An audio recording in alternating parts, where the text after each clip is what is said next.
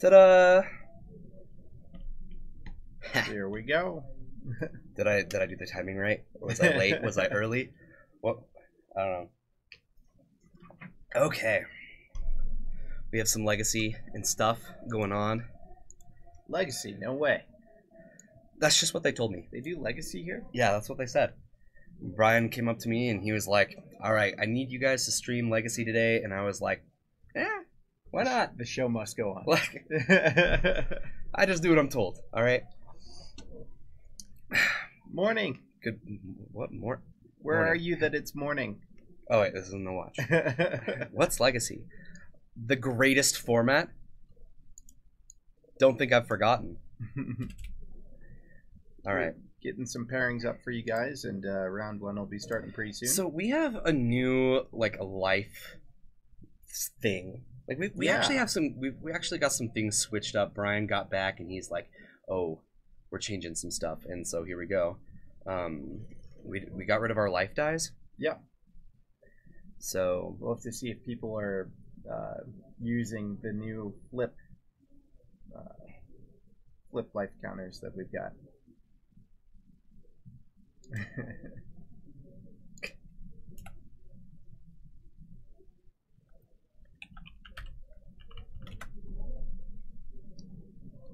So it looks like we've got 11 players in the room tonight so far for Legacy.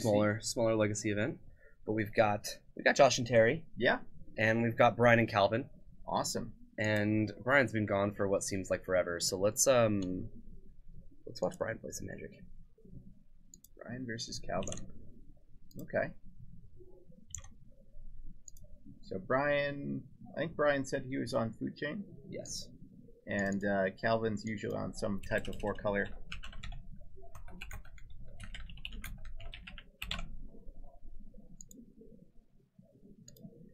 Usually. We'll see what he's on today. All I know is everything will be foil.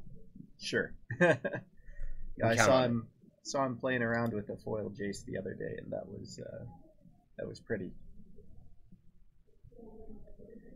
All right, so commentary. Brian's doing something. Yeah, counting his deck, making sure all the cards are there. Looks like.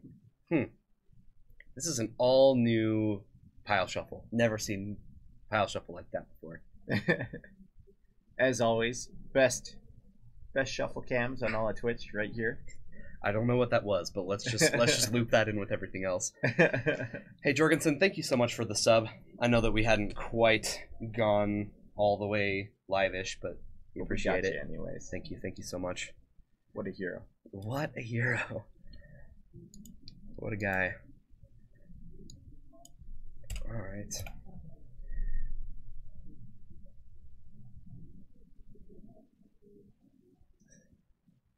Every month. Yep, we appreciate it. We appreciate it.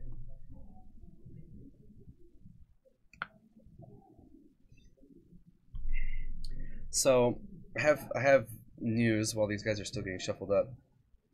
Kevin Kelly just comes up to me today and he goes, "Hey, so remember how you showed me that list of cards you needed for your cube?" And then he just hands me 3 cards and just gives them to me. I'm like so happy right now. I mean, 2 of them are conspiracy foils, and then the other one's a blistering firecat. What a guy.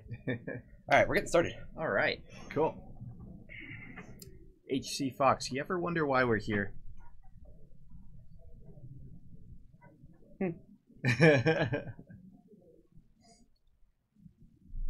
Alright, starting things off with a ponder. Thinking about stuff. As Bryce would say, he's thinking about the mins. And we're going to see that hand and figure out what he's thinking about. Looks like we've got Force of Will with a Griffin, Food Chain, Manipulate Fate, Abrupt Decay, and a Misty Rainforest in hand. Pretty solid hand.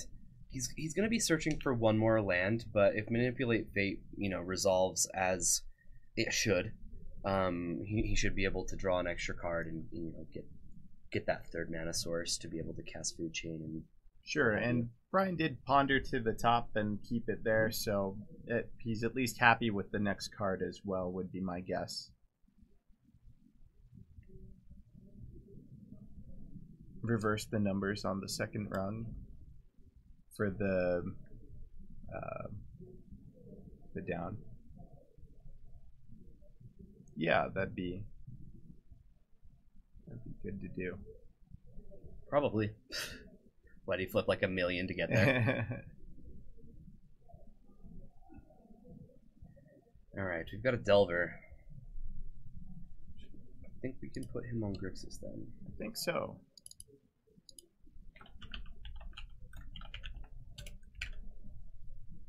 Ta-da. So Brian plays and cracks that Misty. Have to imagine getting a green source of some kind. Probably going to see an Abrupt Decay.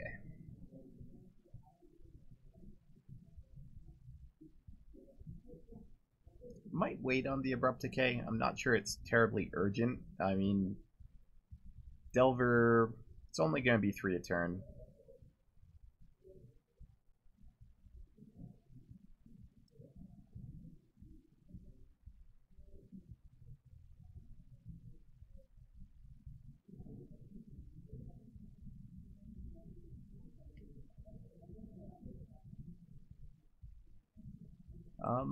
No flip, attack for 1. What's going on here? Did Brian not have a second land? Did it get stifled?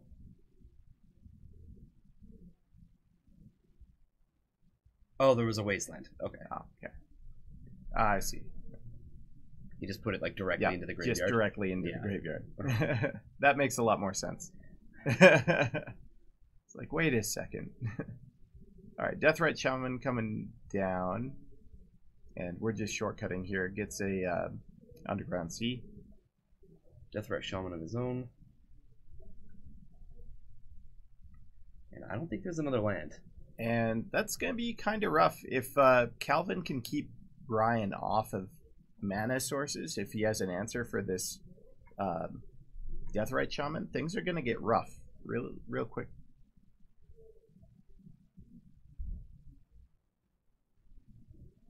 Wasteland, the Thoughtseize for lands.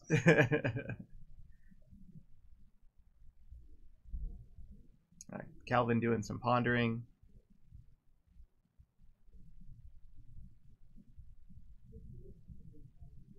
Keeps those in shuffles.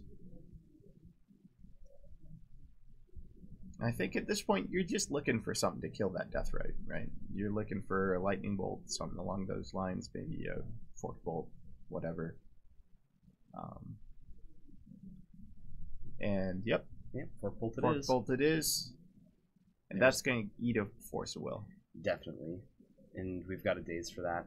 So, Miss Hollow Griffin, usually one of the really good cards to pitch to Force of Will, but clearly having some issues with getting up to 4 mana. So land off the top for Brian, and that's pretty good. I think we'll see the Abrupt Decay here in a second. He does need to get one of these off the board. At this point, yeah, the pressure is enough that you do need to answer what's going on. Fetches by you, and here we're going to see an Abrupt Decay. And that's going to take out that Deathrite Shaman.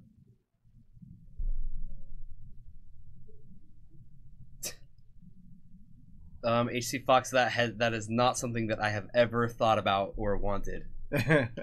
I always thought Wasteland was just fine the way it was. I didn't know I was supposed to want more. HC Fox just wants more value. So Gurmag coming into play.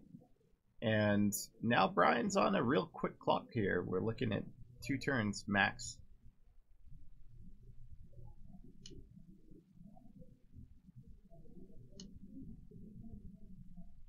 He'll probably have Leavold and draw a card anyway. Yeah, no, I totally want that too.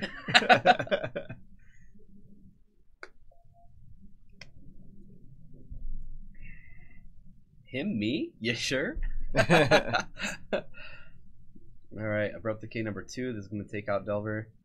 And now it's just the Gurmag Angler. However, this presents a 3-turn clock, and I'm sure that there's a... Okay, never mind. 2 turns. Yep. And I bet you there's a lightning bolt as well. I was gonna say it's that abrupt decay might have bought an extra turn for Brian, but certainly not the case at this point. Brian needs to find a way to get something happening this turn, something to block that Gurmag. I guess the best thing would be something along the lines of like a Baleful Strix or something like that. Mm-hmm. If there really is a lightning bolt, though. Oh yeah, if there's a lightning bolt, I think Brian's pretty much done this game. I think so. I really think I did see a lightning bolt. Here comes Manipulate Fate. That's gonna get Spell Pierced. Spell Pierced. He knew about that Spell Pierce too. Ooh, and here comes a Gurmag. Okay. We're alive. So that's a thing. Calvin now has a new obstacle to get past. The other cool thing about that is it takes away a lot of the food for Deathrite, and there was that lightning bolt. Yep. So that is gonna clear things out. But Brian giving it a little bit of fight towards the end there, but not enough. All right, let's take a look.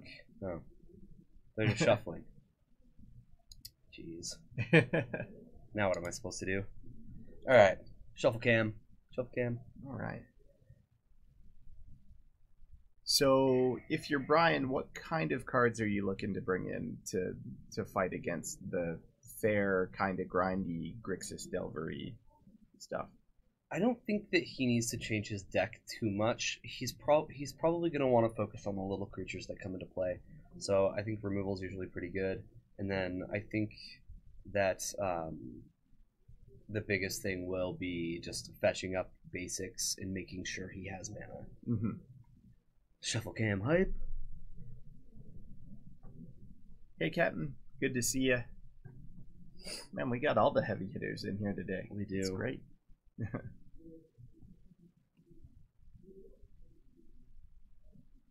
So, Grixis Delver side, have to assume Cabal Therapy's going to be a big one in the matchup. Yeah.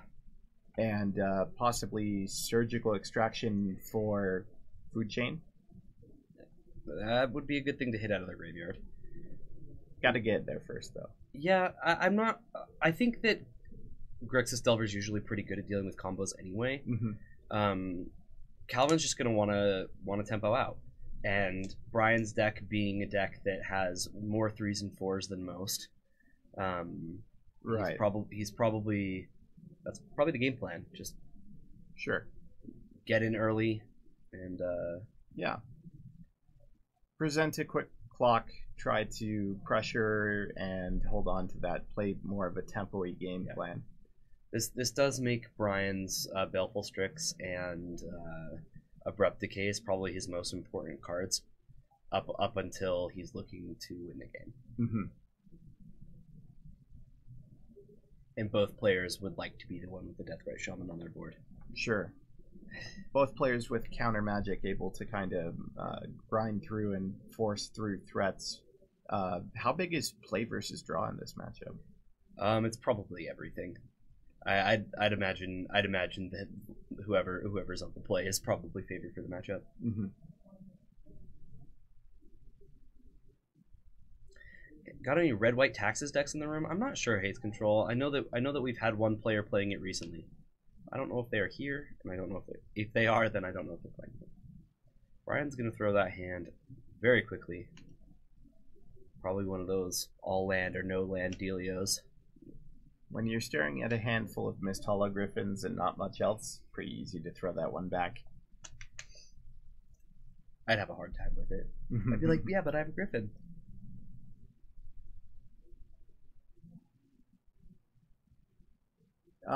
Don't know. It does seem to be kind of the deck of choice recently. The only card that really changed anything was the new standard 2-drop, the red, whatever. Yeah. Snapcaster that the flashes something back from their graveyard. Yeah. That's like the only card that really got printed. The other thing that kind of changed is they got Imperial Recruiter back. I don't think that's necessarily better than Recruiter of the Guard, though. Recruiter of the Guard can go get Flicker Wisp and That's a big deal. Imperial Recruiter cannot. Okay, so looking at Brian's hand, we've got Food Chain, Manipulate Fate, Fetch Land, and is that a Trinket Mage? Can't tell what that other blue card is. It is a Trinket Mage. Yeah. So that means he's on the Walking Ballista build of the deck, correct? I believe so, yeah. Which is kind of interesting. Brian was talking a little bit about how Food Chain decks are starting to go back to the old Emrakul build. Yeah. And the main reason being that they get to play Shardless Agent. Okay. It's just kind of acting as more of a value style. Back to the Fierce Empath version. Still bad versus Torpor Orb. Yeah, I know. Everything's bad against Torpor Orb. Including Torpor Orb. Torpor Orb's really not all that good against Torpor Orb. True. So here comes Manipulate Fate. That Deathrite Shaman was not long for this world.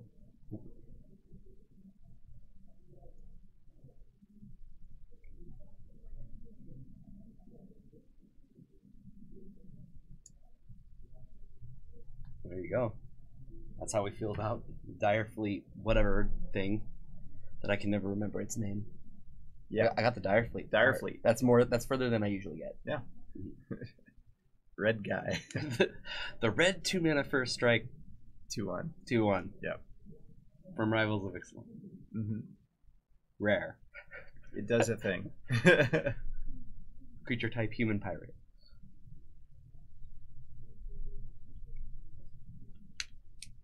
Need I list more? So Fate has been manipulated. Yeah, just a little bit of it. It looks like the draw was a land.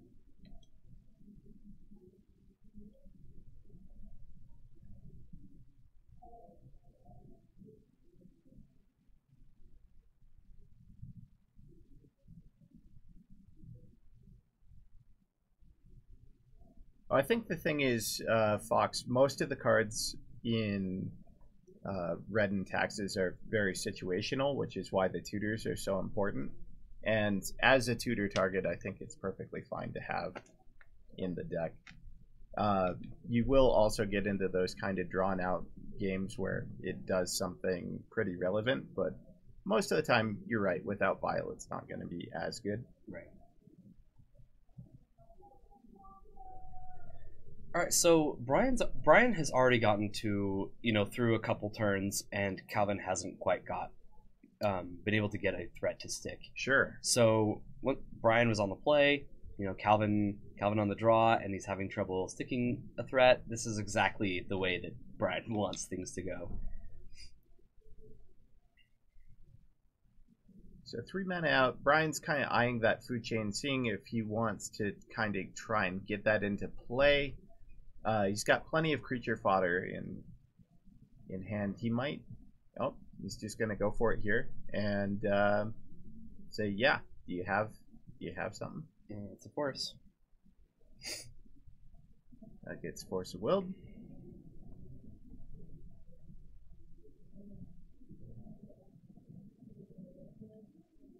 I'm not sure. So Brian's choices there. One, he could try to land a Trinket Mage or something like that. Two, he could try for that food chain and see how it goes. I'm not sure. There wasn't really anything earlier that I think would have been Force of Willed, so it still seems a little bit risky to me. But it might have been he just wants to get that out of the way before something like this Pyromancer comes down, where he's getting extra value. So here comes a Search for Azcanta and a Deathrite Shaman on Brian's side.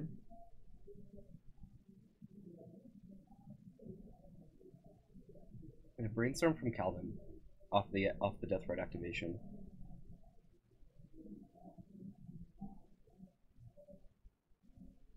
Pyromancer doing its job, getting a token.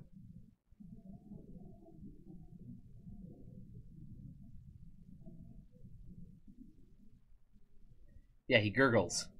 He gurgles. We know what Kevnet does. He gurgles.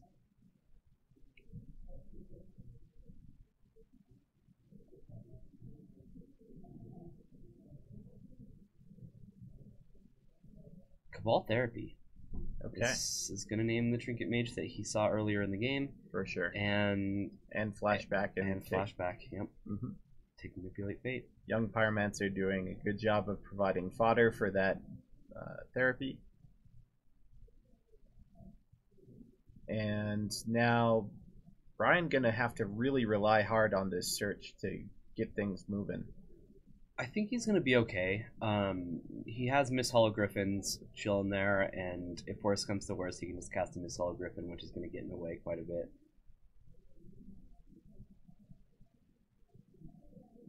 What'll be difficult is beating the Deathrite Shaman on the other side of the board.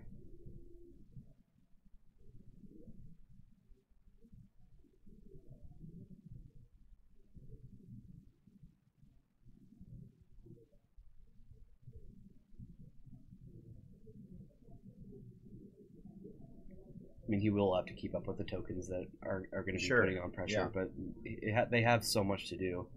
19 points of life, and even him going down to 16 here is fine.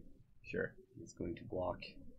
Kind of a strange attack with that elemental, unless he's got like a forked bolt to try to like finish it off and deal damage somewhere else. Fox, I see what you did there. A Cinderella story. Oh, nice.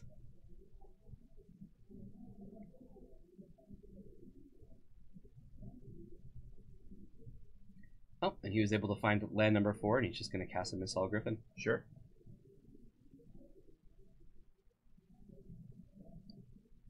Deathrite doing a good job of keeping that graveyard in check, stopping Azcanto from being more than kind of a glorified Scry 1.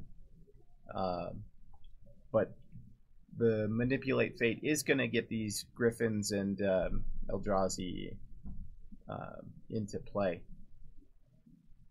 There's a good threat on Calvin's side in the form of a true name Nemesis. I wonder who's going to choose. I'd assume he's going to name Brian. Guess Brian. Seems like the right choice. Brian. He could have named Bryce. Bryce is here. That would be a solid name. Yeah. Then that'd be implying that he fears Bryce. I mean, that's not right. Fair enough. I guess Brian will have to be the person to be named. All right, Griffin in for 3. Calvin down, scrolling down in the numbers there. Yeah, down to 7. This is quite the race. Brian would like to cast another Griffin this next turn, but that would involve him activating Deathrite Shaman on the Griffin. Calvin would then, Sure. Oh, I guess he doesn't have green. Actually, that's not really all that risky at all, is it? It's not terribly risky. Likely what's going to happen, Brian takes 3, and Deathrite stays active to counteract the other Deathrite, so your life total stays the same. It looks like he's looking to activate it here. Okay. So target Brainstorm. Seeing if he can get that Deathrite inactive on his turn. And Calvin's just gonna pack it up. Facing down 8 damage. What looks like a really tough position from Brian. I mean, this is what the deck does though. Manipulate Fate basically does say, I draw 4 cards for 2 mana. Yeah. I mean, yes, 3 of them are very specific cards, but you're gonna get value. These guys look to be done. Or they're sideboarding, or unsideboarding. I don't know. We still got one more game. Sure. Yeah. We saw most things kind of went in Brian's favor there. The only thing that didn't happen was the food chain got countered, right? Yeah. But everything else, there was no early pressure from Calvin. There wasn't a ton of counter magic or discard early on. And by the time that Calvin established a board and the clock, it was a little bit too late. And I think I did mention between games 1 and 2 that I think Grixis Delver is going to be able to deal with the combo well. Sure. But it's going to have, it clearly had a problem once a couple 3/3 flyers are played. Right. And they can easily outrace anything that's going on the other side of the board. Sure. And flying in general can be kind of a big problem for Grixis Delver. Yes, especially when they're on the back foot. Mm-hmm. And Brian having, Death Right, and he also has like one Gurmag Angler in his deck. This does allow him to like put miss Hollow Griffins that were lightning bolted or blocked efficiently. Sure. Yep. get those back into exile to cast again. You bet. It's a very resilient style of play, and if Calvin wants to win this match, he's going to have to deal with that. He's going to have to get in under. That's for sure. Better way to put it. Yeah, I think if you're Calvin, you're looking to see either turn 1 Deathrite or turn 1 Delver, and then get a quick flip and go that route with it. Popper FNM. I haven't heard anything about a Popper FNM, but I might not be well informed. I don't know.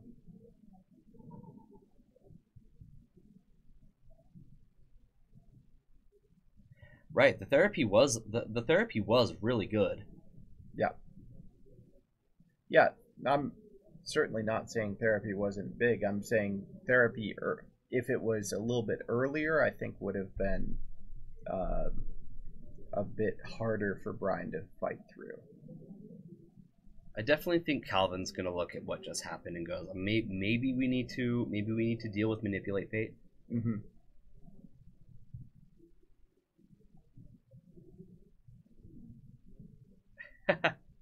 Would be rad.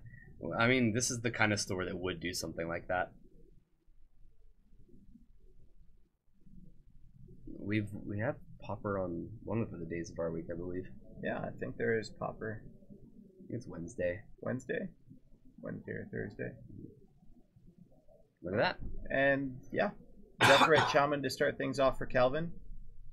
Don't know why there's an elemental sitting on the board, but it's just chilling there from last game. Once we see it attack, then we'll have a problem.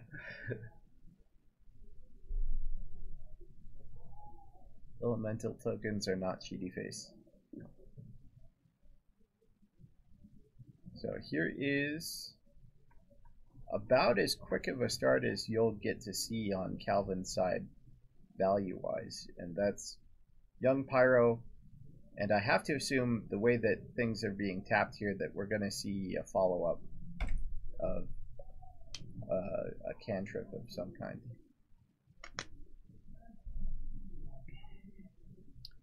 Yeah, prices. There are a lot of prices on MTGO that's just like, wow. Anytime the card is worth more online than in paper, there's a problem there. Definitely a problem. But Port's getting reprinted? Yeah, Port reprint is going to be awesome. New Red Elemental Blast and Blue Elemental Blast arts. Yeah, Pyroblast is like 6 ticks. Yeah. Like $6 for a Pyroblast. It's ridiculous.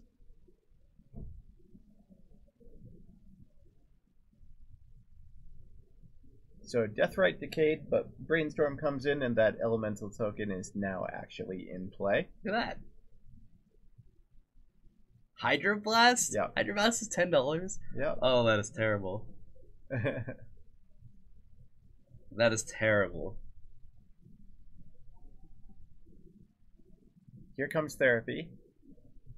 And let's see what the forced. Okay. Force of Will on that. And now if you're Calvin, you gotta be thinking, whoa. What's my name now? Brainstorm here first. Yeah, I know the exploration's super high.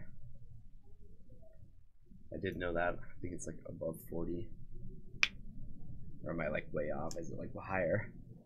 I don't know. All I know is like Chandra, Torch of Defiance, and Liliana, the Last Hope are like over $40 a card. They're just like ridiculous. Maybe Chandra's not that high. Chandra is like closer to 30 when I saw it, but ooh. I So think Ballista, Manipulate, Fate. yeah. So these ballistas are gonna get plucked. Think naming blind. Oh. He didn't name Yeah, it. you're right. You're right. It did save. And Wasteland's gonna take out something.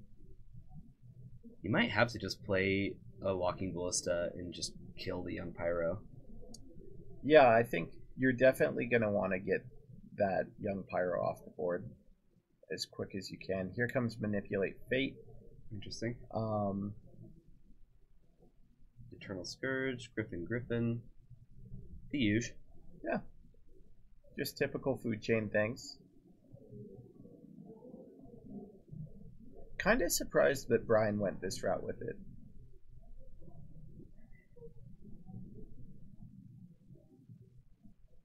Yeah, maybe his plan is just to hope to play Eternal Scourge this next turn and play a Griffin the next. Yeah. And maybe that's enough to live. He's going to have to get some land draws off the top and hope for not much interaction on Calvin's part.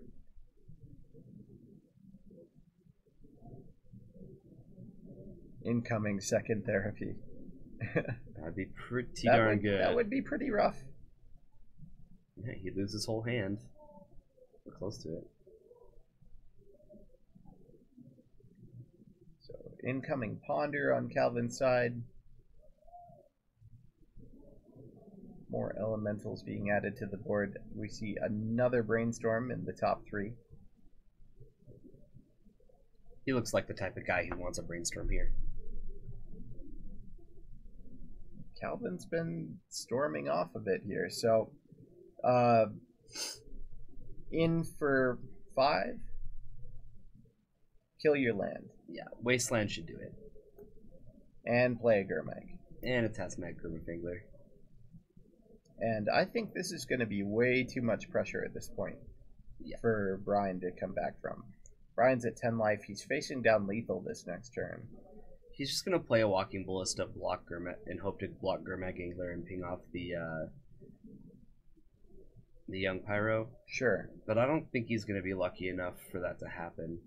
So even if that all goes well, he still takes 4 and faces down another 9 points next turn. Yeah. That's right, Jorgensen. You heard me. Tasmag Gurmafingler.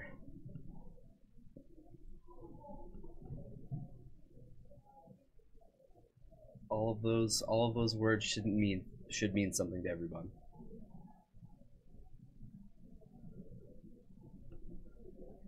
So here comes Brainstorm.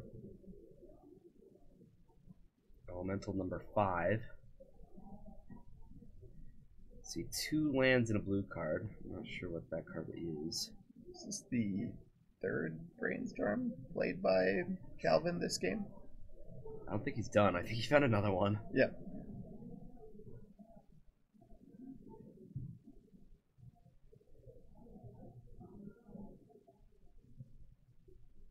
Grab an Underground Sea. Now what? I think he wins right now if he can get this this Walking Ballista off the board now.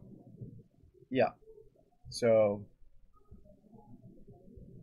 hand is Food Chain, Brainstorm, Walking Ballista, and none of those cards are really going to be able to get Brian out of this position. No. Even if it takes another turn. He needed to go Food Chain into sack and get the chain going. Yeah, that Wasteland was really killer. Well, there were 2. Yeah. Yeah, it was definitely enough. Brainstorm again and says, "Yeah, that's a lot of tokens." So, well, now, okay, I'm just playing with my food. I'll do it. Calvin's gonna beat Brian in his Food Chain deck. Nobody's on our other table nobody as left. we figured. So we still have like a million more minutes left in our round. So naturally, we get to talk about more M25 spoilers. Well, yeah, there's the full spoilers off today. So All right, well let's check it out because we have opinions and whatnot. Oh yeah, and discussions and things. What's your favorite card out of the new set? That was my favorite card out of Masters. Yes. I think I mentioned this. My favorite card, and it might be close. Maybe I need to take a closer look at it. But I am in love with the new Coalition Relic art. That, and I love Coalition Relic. Yeah, Card's awesome card. incredibly good. Really cool card. Yeah. So that's the card that I'm like most excited to see. That, and I didn't have a foil for Cube, and now I get to find a new one. I think that one in foil is going to be really, really pretty. Yes. I think it'll be well sought after, and I'm probably going to have to pay a pretty penny for it, but Worth it. Definitely worth it. Mm-hmm. Is this set a disappointment to anybody else? Well, okay. Well, first off, I'm going to begin my response to that by saying I don't have high expectations for Wizards. So when I see decent cards in a set, I'm usually pleased enough. I have a low bar. Mm-hmm. They usually hit it or barely pass it. Yeah. I don't know, guys. I think I really like this set. I think that there's a lot of cool things going on, and I think they really captured the feel of what Magic has been for the past like 25 years or so. Yeah. So I see a lot of really cool cards that I used to play with, and I go, oh man, yeah, that's Magic to me. Yeah. Like, I think they did a pretty good job. There's always going to be kind of some weird ones, and it's really hard to think about getting the values where they should be for some of these cards. Yes. But I think they're on the right path. I think so too. Borrowing 100,000 arrows. Yeah, that's the card that everybody wanted. Oh yeah. It's down here a little bit. There we go. Look at that. Yeah. They're just for borrows, these. Yeah. We'll give them back. We'll give them back. Okay, but you're counting them. No, I'm excited to see a lot of these cards. Yeah, I think the Edicts is cool. It's nice to see Living Wish with that art on it. It's up here. Mm-hmm. Yeah, really love the Living Wish. The promo art. I mean, I still have my my Nyx Fit deck built, and all I'm missing is like 3 Living Wish for it. Yeah. And so now those are going to be like really, really easy to obtain. Crossing Colossus, yeah. For sure, yeah. You've got Flash and Protean Hulk in this set? Yeah. Come on. They're both rares. Alright. You get Port? Hold on a sec. Yeah, we got Port. People are sitting down. What does that mean?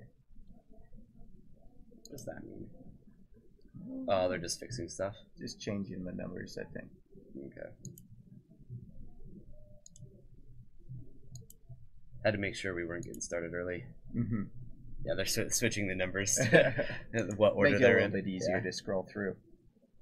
No, but like first off, all of the set symbols as watermarks, gorgeous. Yeah. Absolutely gorgeous. Every foil card is going to look very pretty because of it. Mm-hmm. We've seen watermarks in the past, and they always look good.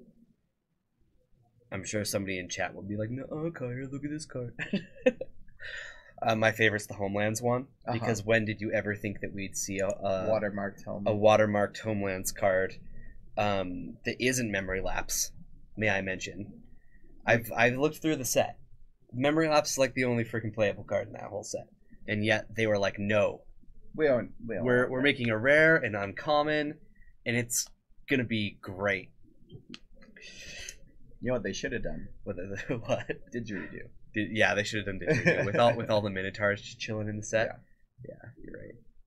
I don't know what I was thinking. Yeah, Doomsday. You can get a foil Doomsday. Yep. That's cool. I think the art looks really good too. I'm a little on the fence with the art, but the more I look at it, the more I can get behind that. It definitely looks like a Doomsday. Like Doomsday was never a really strong card on art, anyways. Yeah, so for sure. I don't know. Imperial Recruiter, I'm stoked about that. Even though Master of the Wild Hunt. This is its second printing. I'm excited about this. Mostly because it came around pretty close, probably like within like a year or two of when I first got into competitive Magic, and love the card. Still need a foil for my cube. Yep. So that and Coalition Relic are like my reasons to be happy about the set. Just two stupid reasons. Sure. Happy to see Vendilion Click coming back. Yeah. Card's good. Happy to see Obliterator get a reprint. That card is worth way too much money. Yep. Like, card sees playing nothing. It's still like a $20 Yeah. card. obviously, Jace, Jace needed another print. Didgeridoo would like to have a word with me. I'd be happy to have a word with Didgeridoo. I wouldn't know what to expect. Would it be a word or more of like a song or a humming? I'd accept all of those things. Okay. Yeah, Popper got a lot of good reprints. Not only that, but you guys, sure. like the one that stuck out to me was that Nettle Sentinel got printed as a common. Mm-hmm. Wherever that went. It's nowhere. It's just gone. It's probably way up at the top, huh? Probably down at N. Yep. Yeah, Nettle Sentinel got a common printing. I'm sure there's a couple others that got demoted that are actually quite good, but I think this card is like the one where I'm like, whoa. Yeah. I think it was an uncommon before. I don't think it was part of Popper. Maybe I'm wrong. And of course, everyone needs more relentless rats. So yeah, to go with their rat catcher. I'm just gonna collect these from people, and then I'll finally have a Popper deck. And people will be like, "What are you doing?" I'm just playing rats. Playing rats. Just playing rats. That's all I'm doing. Leave me alone. No, I like seeing like a couple of the subtle morph cards come back. Sure. Yeah. One of my favorite morph cards of all time made it. What one? Willbender. Willbender, yeah. It's not a good one, but it's really awesome. I love that card. When it's good, it's real good. Oh man, nothing feels better. I really like the art on Savannah Lions. Yeah, it looks fantastic. This card's iconic. Like, jeez. I was telling Brian before we started the stream. He was saying that we don't, like as a company, we haven't wanted Iconic Masters cases or boxes at all. Mm-hmm. And I go, just tell him you'll take Iconic Masters too, though. Because that's pretty much what this set is. It's like what Iconic Masters should have been. For sure. Eldamri's Call. We needed more Vindicate and Pernicious Deed. Oh yeah. I guess. Never. Lightning. Yes, good. Shadow Mage Infiltrator comes back as an uncommon. Mm-hmm. Happy to see that. I know that we've had somebody in our stream be like, why do we not have a staying token? Well, looks like we're finally going to have a staying token. There you go. And Chalice Ensnaring Bridge with good art. Yeah. Yeah. Do I think the EV is worth it per pack? I have not done nearly enough research to know that, but if I had to guess, I'd say yeah. I think this set is worth buying. There are so many Commander cards that have never been printed in foil, and there's gonna be a foil in every pack. Okay, like I think this set is gonna have a higher EV than people realize because of what can be foiled. Mm-hmm. I mean, maybe that's naive to think, but you just, I don't know. It just seems like it has to be that way. Yeah. I don't know how the EV's going to go with it, but I think overall they did a really good job on getting the feel right. And to me, it seems like a solid set. You can tell that they had a lot of effort put into trying to make it work, right? Right.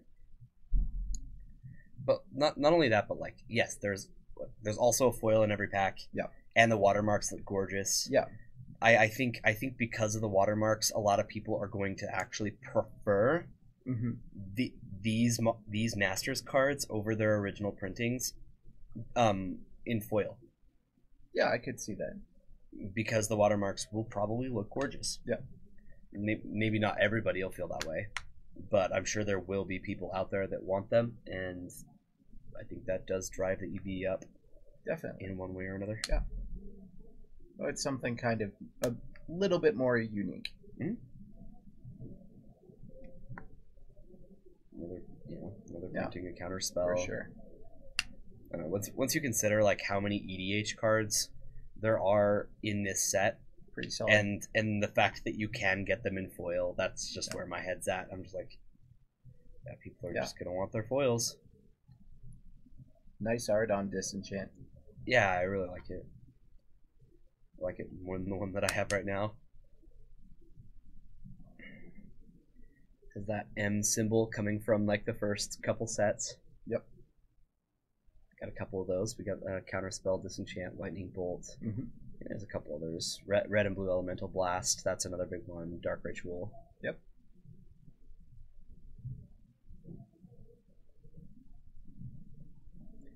I was wondering what card would have this watermark. I wanted to see like what standard cards were getting reprinted in this in this set, because like they wanted to include every single set, right? And I think they did. But we've got that 6/6 Trampler from from Ixalan. From Ixalan. Oh, we had to laugh about that because where'd it go? Must find it.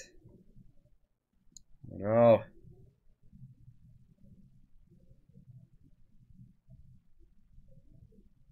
There it is. There it is. Colossal Dreadmaw. You realize that this card has now been printed 3 sets in a row. Well, I guess if you don't include Unstable. Yeah. But still, like, it was printed in Ixalan, it was printed in Rivals, and now it's being printed in M25. So funny. So funny.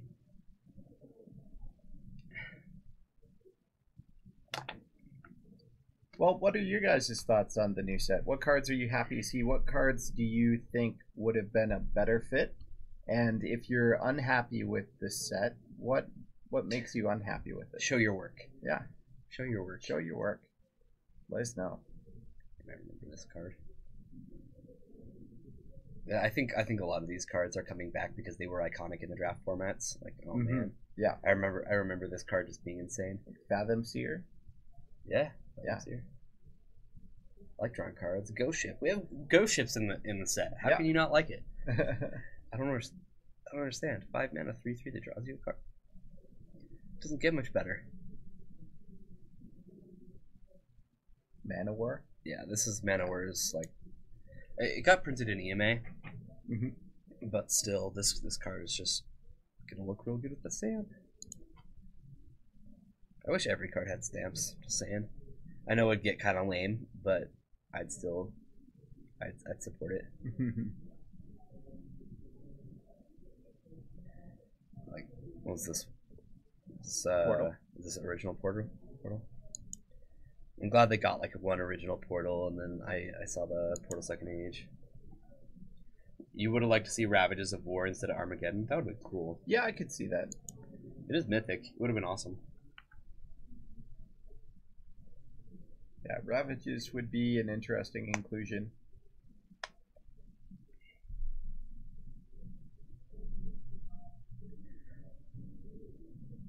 Yeah, so you wish they acknowledged Pauper a little better. I just don't see that happening. Like, I know that a lot of people are probably feeling that way, but at the same time, like, when your format that you like isn't being supported now, Sure. Yeah. I don't think you can really like walk into a master set thinking, oh, they'll fix my format this time around. Like, I wouldn't have expected that. This time things are gonna change. Yeah, I agree. At some point, yeah, At definitely. some point. But Wizards is very slow moving in terms of recognizing. They printed Unearth. What more do you want?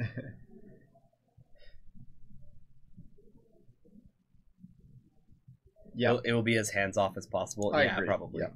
They'll be like, okay, you can have your format, but Mm-hmm. we're not going to touch it. No, they can't sell $10 Pauper Masters boosters. Exactly. We hit time. Now we're just hanging out. Yeah, like more EDH cards that are gonna be like expensive foils. Same with For Gren. sure. Yeah. I guess Grenzo, there was a foil version of him, huh? Still, Pernicious Deed still has value and is very usable. Boros Charm's another uncommon that I think a lot of people are happy to see. Quicksilver Dagger, man. This card's so good. As far as auras go, I feel like it's like easily one of the best. Or the old Quicksilver Dagger Mind Over Matter combo. Ping your guy. Pitch a card, untap. Win game. Kill you. Yeah, this one's kind of cool. I didn't actually know that any. I forgot that there were new cards that were printed in the Plane Chase set. Mm-hmm. So like when I saw this, I was like, oh, that's actually kind of cool. And I like the card too. See the original printing of Prophetic Prism. Mm-hmm. Nihil Spellbomb, definitely a necessary card to reprint. Treasure Keeper. Treasure Keeper. I had to laugh about this too. Like, okay, assembly worker. Yep. And then there's like one other assembly worker. Exactly. Yep. I think Treasure Keeper is a really weird card to print as the Aether Revolt For sure. card. Yeah. Because like, there's a lot of cards in that set, and like that, this is the one that we concluded with. But some commanders. Yeah. that would have been interesting. Yeah, I agree. Mm-hmm. Ardrog. Especially with the incident with like the bent cards.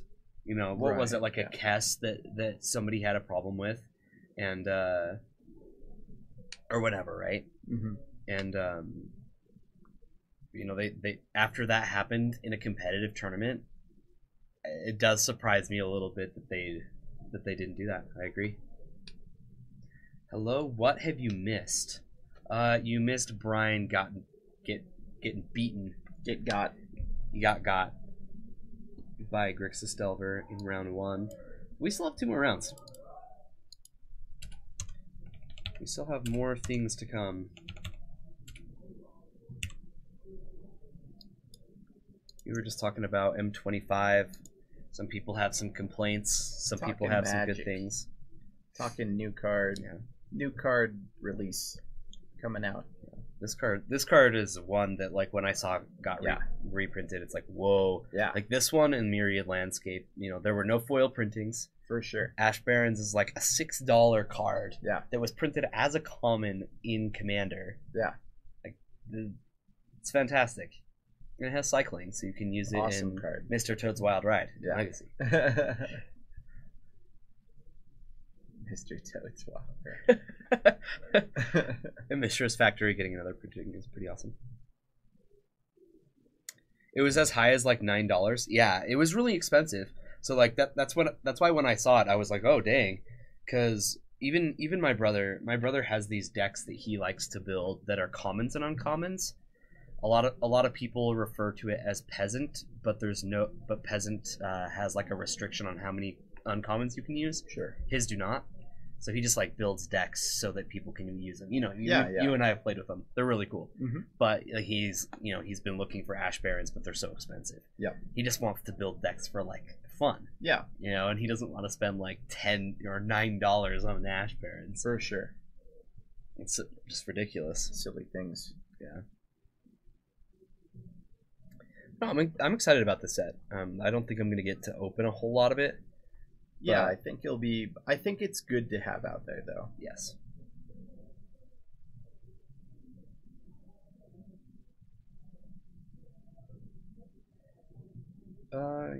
Yeah, I guess. Yeah. Yeah. I don't think it would have been a bad thing to print like Vial Smasher and Kess into this, because those are like the only 2 cards that really would see play, right? Maybe there are a couple others. Yeah, hard to say. Definitely. It is fun looking through this set though, because almost all of these cards I can recognize from their draft formats. Oh yeah, You know, like they're all pretty much all stars from their formats. Yeah. Some are a little bit more fillery, and some are going to be hard to make work in this draft format. Yeah. But a lot of these, it's like, oh yeah, I remember that. definitely. Yeah, some more recent, some much older, but a lot of fun nonetheless.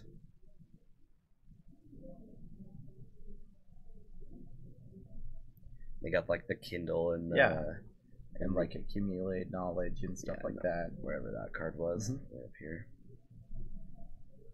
Active trees, and we've seen this card 1.5 million times. Oh yeah, Just kind of belongs in here. they went with the M10 version. Yeah. Is that the? Oh, I'm pretty sure the stamp is of their first printing. Mm-hmm. So that would make sense. This one I have no idea why this got printed. There are a lot of cards where I'm looking at going, wow, was the set that bad? You know? Yep. Because there were a couple Battle for Zendikar cards that got put in this, but like, why this? Yeah, stamps are from the first printing of the card. Yeah, that's what I thought. And all of these cards seem to be very, very considered in that. You know, like Sure. Yeah. they were very much looking at the cards from each set of their first printing. Oh yeah, Happy to see this regrowth come in foil too. definitely. Yeah. 'Cause I don't think there was one. Was there? Foil. I think there was just a Judge. Because the one that I have Yeah. in my cube is Judge. Mhm. So that's like pretty similar to the first foil printing. Definitely. Yeah. Which is awesome. It is awesome. Even seeing Nice to see the red elemental and blue elemental blast. They I look think they good. look great. I think so Like, too. Not really sure what the hand symbol. I think they're different, aren't they? yeah, I think they are. Yep. Yeah, this one's like pointing with one finger. Yeah, the other one. Yeah, like has. Oh, they have that finger It's down. yeah, Oh, that's Okay. that's interesting. it's like the opposite. Yeah. All right, let's come back over here for a minute, because it looks like we're getting Hey, rounds are things going up. up. Awesome. Noah and Steven and Kevin and Calvin.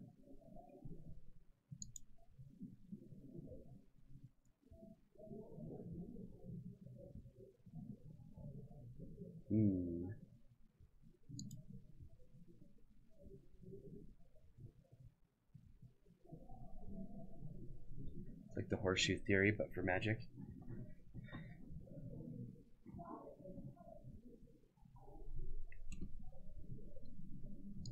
All right. Get the time all fixed here. Get everything set up. More magic. It's about time. It is.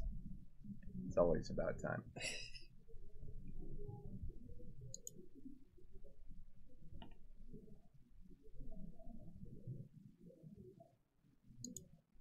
Can't tell who's who on these tables yet. As soon as we know, you'll know. I think this is Noah and Steven.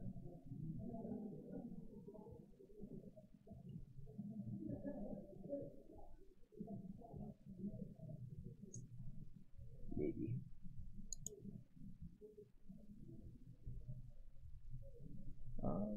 Is Calvin? I think this is Calvin. Yeah, we It's just looking watched Delverish. Let's look over here. Noah. Okay. Noah versus Steven.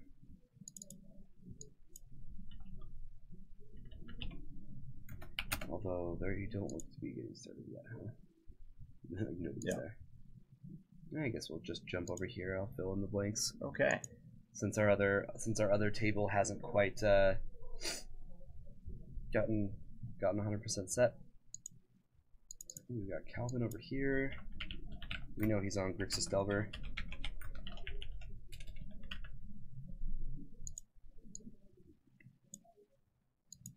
We've got Kevin. To give the round time.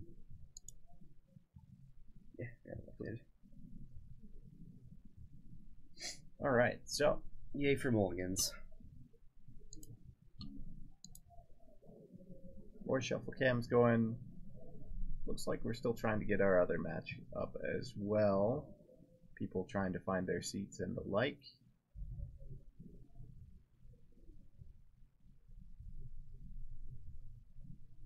See if Calvin can find a better hand. Round 23. Round 23. Man. Mono red sneak is kind of what it looked like from the cards that I saw, but you never know. Definitely looked like there's some soul lands in that hand. Well, I'm rooting for Kevin because he got me some cube cards today. Oh yeah. Yeah. There's definitely some mono red sneak. Yeah, that's the way it looks. It looks like we might see a turn 1 blood moon here. Let's find out.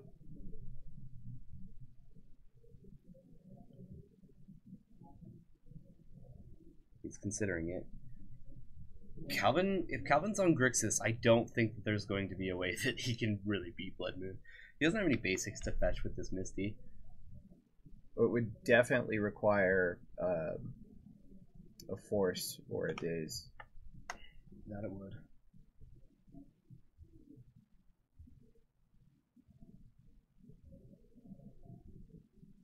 Alright, Kevin down to 18.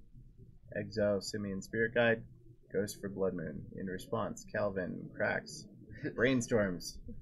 Hold on, I gotta look for something real quick. See what we got. We need to find a daze, or we need to find a force will. Trashed from the ashes. Yeah, that'll happen. Yeah, Paul, that card's pretty darn good against you. Yep. I bet you went and got a forest, didn't you? Just one. Just one forest.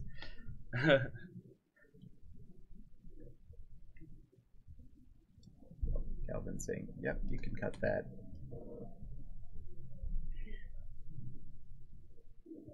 Here comes some draws. Any response to a blood moon? Turn 1 blood moon. Is this good? Yes, we have a I cast daze. daze. Oh, how happy would you be to see another Simeon Spirit Guide get exiled right here? No. Didn't happen. Kevin doesn't have it. Says, "Yep, okay, pass turn, back to you."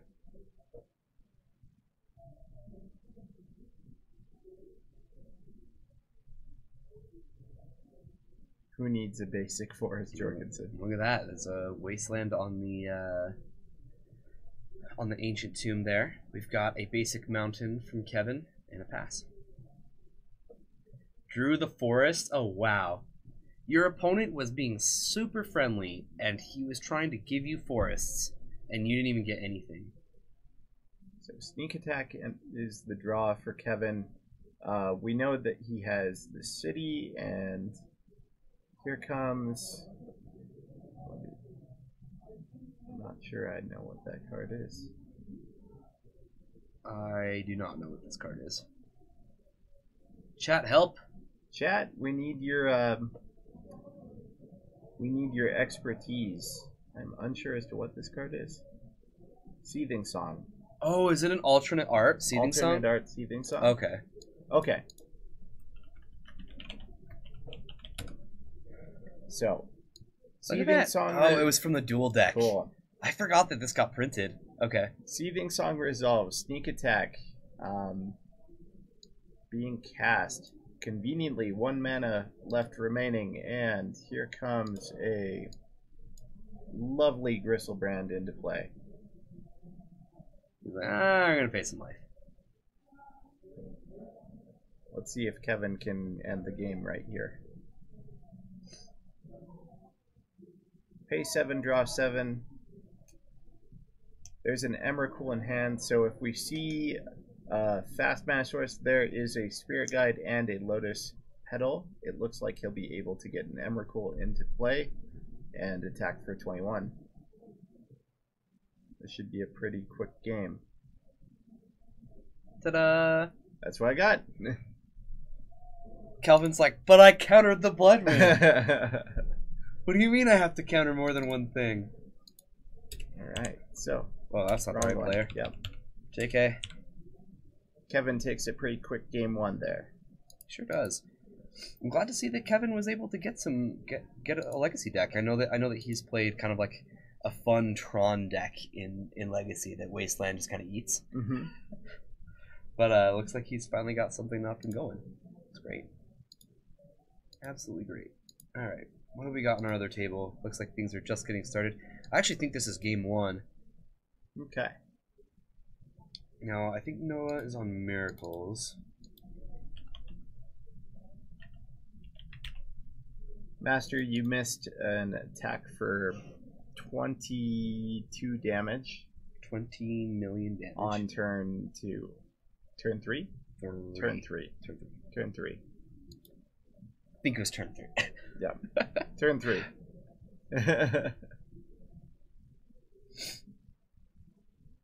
What are these life counters? They're better than what we had before.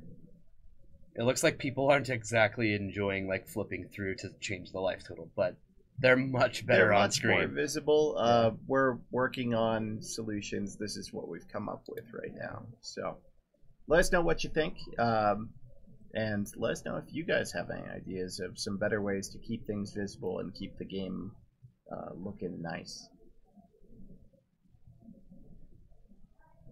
All right, so.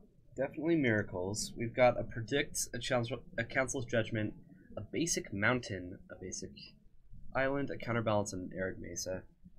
It's a decent amount of land. He's already got 2 in play. Ponder was cast. It's possible that this Predict is going to draw a couple of cards. Very darn sure this is another Grixis Delver deck.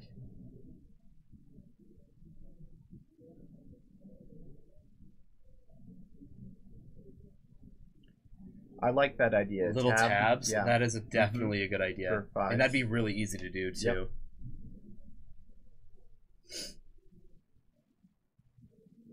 Cool. You'll put the info in the Discord? Excellent, Jorgensen. Great idea. Look, a Terminus. How convenient. This is Delver. Looks like Grixis Delver to me. Yeah.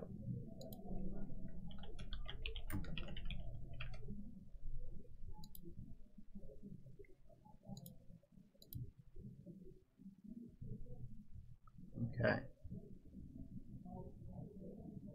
So, Terminus eats a Spell Pierce. And Daze hits that Counterbalance. Lightning Bolt flips the Delver. And Steven's going to start getting in some damage.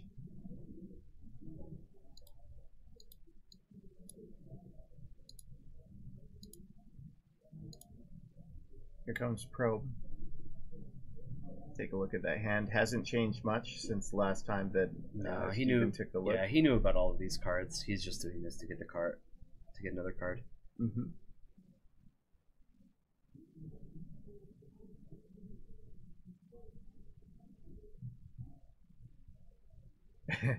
Via overhearing? Oh, that'd be awful. Little Notebook thinks that we can just hear them. And that they can hear us. Yeah, sure. Alright, looks like Kevin's on a mulligan. So once mulligan's resolved, we'll head back over to our Calvin and Kevin matchup. We better not blink, because it might be over in an instant. It definitely could be. I feel like one of the players is gonna win really quickly. I agree. It's either one person's gonna just overrun the other, or I really doubt it's gonna be this long drawn out battle. Yeah, it looks like they're getting about ready to get going. Get some opening hands.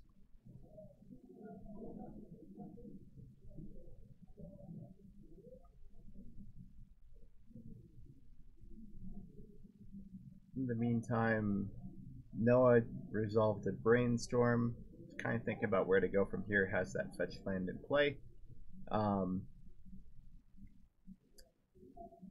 Possibly thinking about predict, possibly thinking about cracking. I don't think you want to Council's Judgment away one of the creatures quite yet, but that Death Right's going to activate.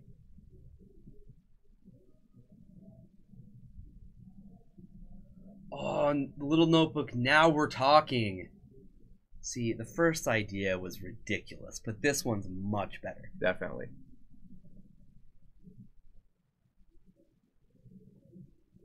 Maybe Kevin didn't mulligan. Maybe it was Calvin.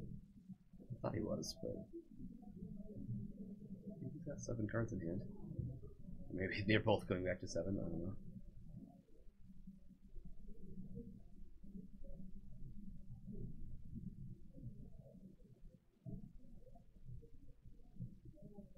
So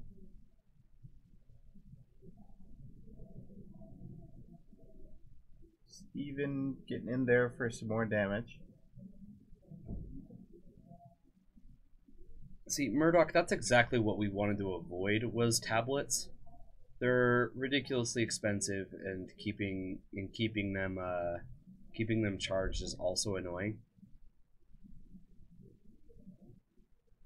So we kind of want to avoid the tablet thing. And then treat off the top for Noah. Yep, and it doesn't look like there's a response either. I think we're going to pan over to our other match, though. It looks like it's going to start. Okay. So we'll be back. Cool. We'll come back to that one for sure. Calvin leading things off with the Ponder. And in this matchup, I think you kind of have to lean heavily on your counter magic or get things down underneath. And then you kind of have to hope that they have a hand that does one thing and one thing only, and that you can beat that one thing. Right. So whether that's getting up to a sneak attack or whether that's beating a Blood Moon, I think you can solidly plan to beat one thing. Beating the second thing gets a lot harder. Agreed. Well, this is a pretty slow start from Kevin, just Mountain Pass. Calvin's got to feel pretty good about that, but at the same time, Calvin also didn't have a threat in turn 1. Sure. But he's got a Delver on turn 2.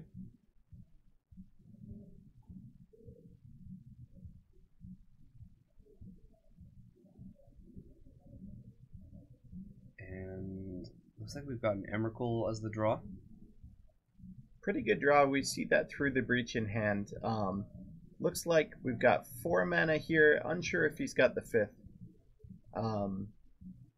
He does have a Summoning Guide. Maybe he doesn't. Here comes some mana being tapped. Kevin gonna go to 18. Let's see what he leads on. Here comes a Blood Moon. Yeah, here's the days. And He's Kevin gonna says, pay for "Yeah, it. I'll pay 1." Like $10 used. See, yeah, we could look into something like that. But these seem to be working fine. So second days is able to deal with that Blood Moon. Takes 2. Sometimes it takes 2. Yep. So here's the big problem though. We see Kevin's set up to have his second attack here. And Calvin's going to have, well... Blind Flip, and at that, it's a Force of Will. He's probably thrilled to see that. I was just going to say, he's going to need to have another answer here, but off the top, that's going to be a big boon for Calvin.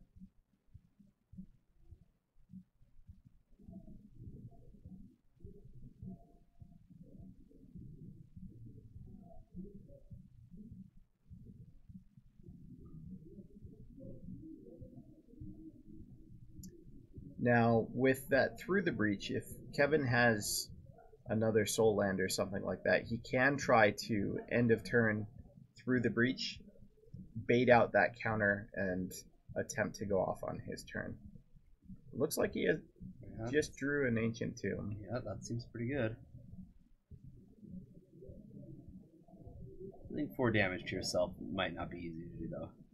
Sure, especially facing down a Flip Delver already. Mm-hmm. That life adds up real quick. He has a Fiery Confluence, but he would need... Okay, oh, he has an Abrade. Okay. He's pretty taxed on red mana, though. He doesn't have a lot of... like, he has a lot of uses for red mana, and because he only has 1, he can't really cast more than 1 thing. Sure. A turn. It looks like he's going to try to cast a Braid.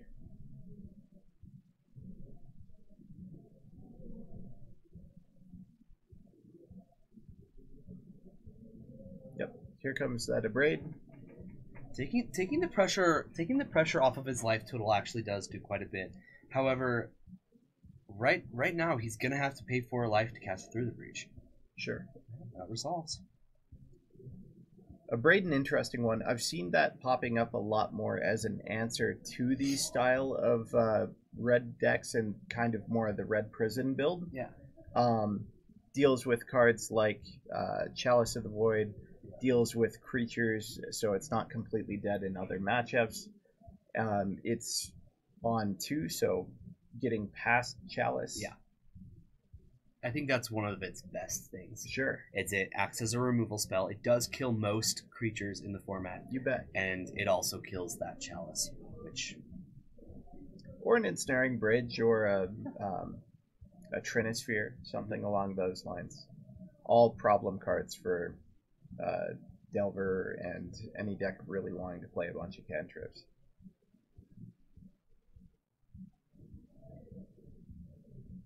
Can also hit like a Pithing Needle in the matchup against like Turbo Depths and things of that nature. Yep. So here we see Gurmag Angler is the follow-up threat for Calvin. And Kevin still knows about that Force, though. And he's got 3 other cards besides it. Playing around it's going to be really difficult. Draw for Kevin looks to be Kozilek's Return. Not really what you want to see here. No, most of Calvin's deck you're probably pretty happy to see Kozilek's Return, but there's a Taskmaster Grim thing we're just chilling there. Mm-hmm. He's not getting past. He's not killing that. That, and even if you found another red source, Fiery Confluence doesn't kill it either. Wasteland's going to take out an Ancient Tomb, and it looks like this game's going to go to Calvin. Yeah, pretty quick clock here. Kevin, I think, is going to need to find something to plow through that Force of Will. That Force of Will, but I don't think he's going to be able to find one in time. We see second Emrakul being drawn off the top. No real way to get lands going on his side of the board. At this point, it's going to take multiple cards to get going, and only at 8 life to do so. I don't see... Wow. Top deck Wasteland, and this game's over. Yeah. So it looks like we're going to see a third game between these two.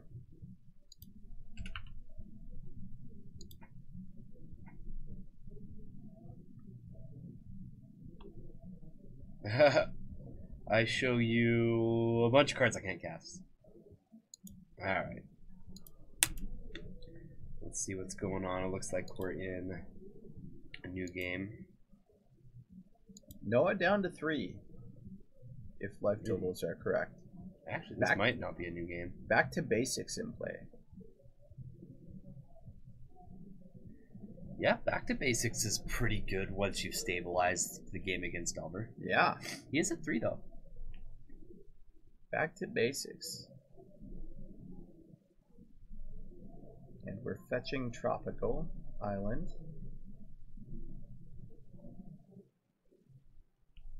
Got a Brainstorm. And wow, permanently using your land for a Brainstorm does not feel good. Sure. But at the same time, his opponent's at 3, and it doesn't look like he has any cards in hand either.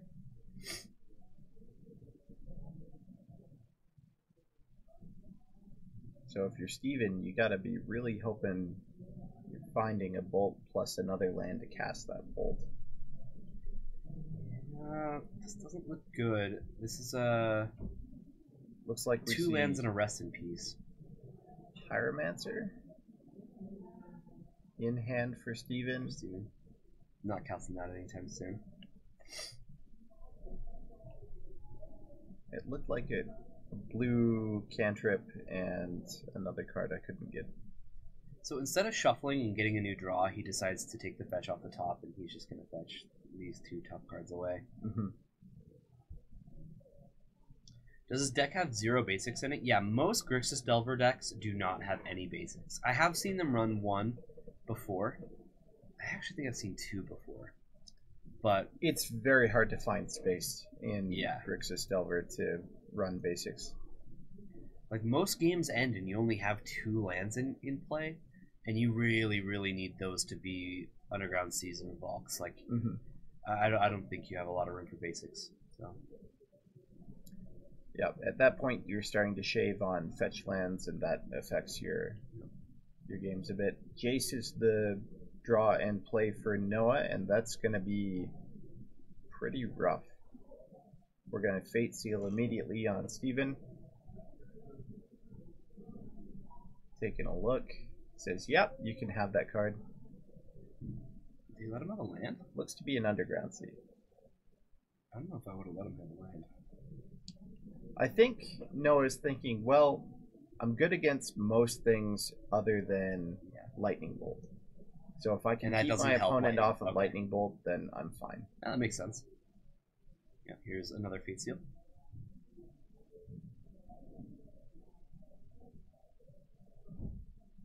Keep that there. Looks like he found a Supreme Verdict. We're going to see Brainstorm here.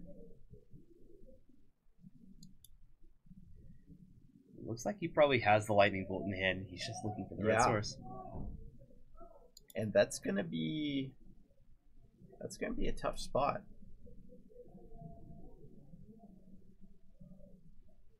And more mulligans on our other feature match. Got another minute before we head back that way.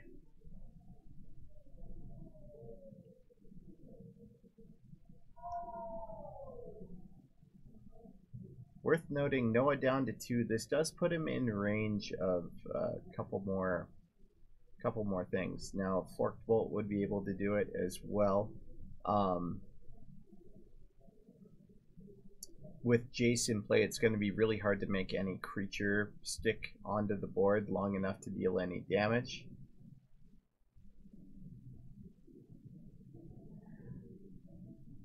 Yeah, Jace brainstorming a couple times could have found him an actual counter spell that could, like, counter the Lightning Bolt instead of giving, he pluses, and there are ways to get out from under. Ooh, and if he does have that Lightning Bolt,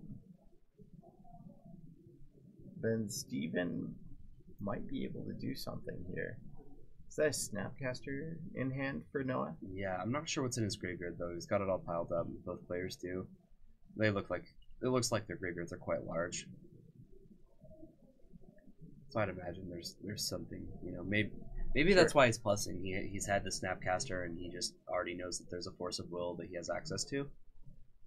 Volcanic Island is certainly has the mana to hardcast Force of Will off of Snapcaster. Plenty. Or exactly, Flusterstorm would also work.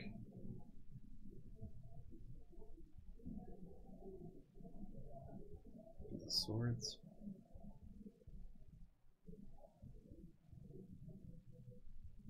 Plus again.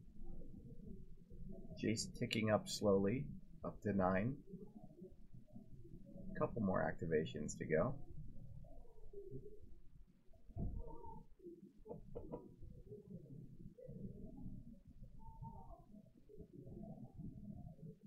Alright, another land is the draw.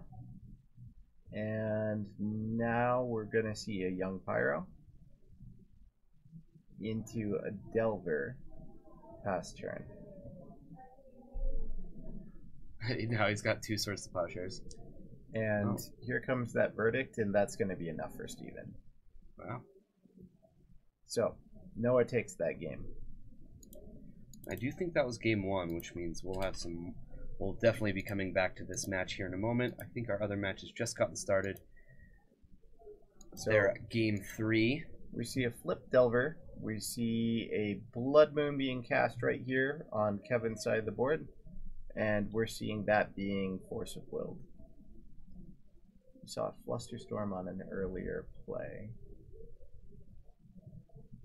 So, Force of Will pitches True Name Nemesis in for 3 on Calvin's side.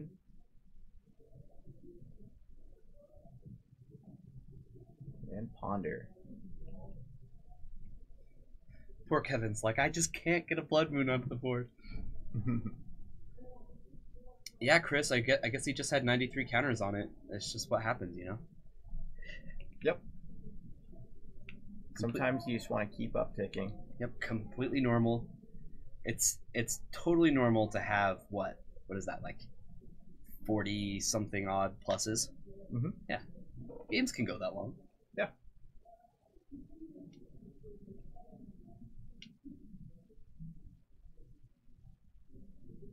So Kevin certainly not land light this game. 2 soul lands in hand. He's gonna have that City of Traders come in. Here comes Sneak Attack. We got a Force of Will. We're gonna pitch a Ponder. Second Force coming down. There's not a lot of cards left in Calvin's hand, so if Kevin can get this through the breach to resolve this next turn, I think he can win. Sure. Still no second land from Calvin. 2 cards left.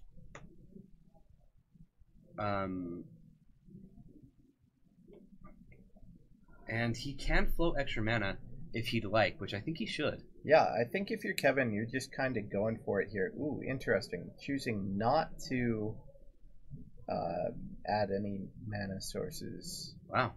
And just goes for it. Bristlebrand comes into play.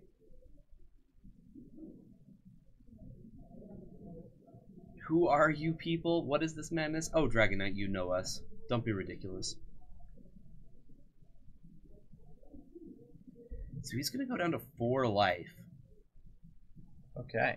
This tells me that he's pretty happy. He's trying to get the kill here.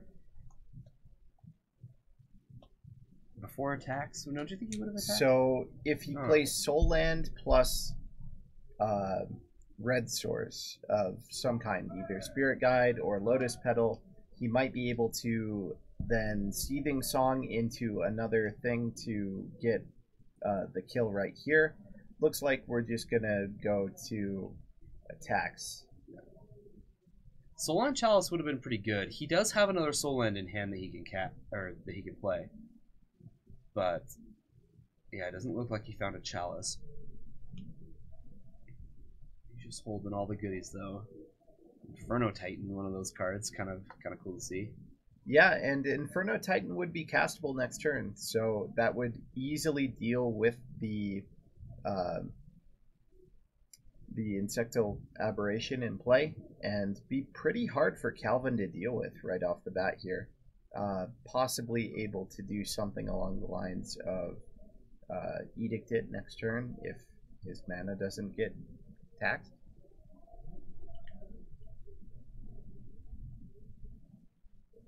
We do see Emrakul in hand as well for Kevin. Kevin kind of thinking about what cards he wants to keep here. His whole hand seems pretty darn good. I'm pretty surprised. Oh, he does have another Ancient Tomb. Okay. Yeah. So he discarded an Ancient Tomb as to hand size there, and then he's going to drop down to 8 off this attack.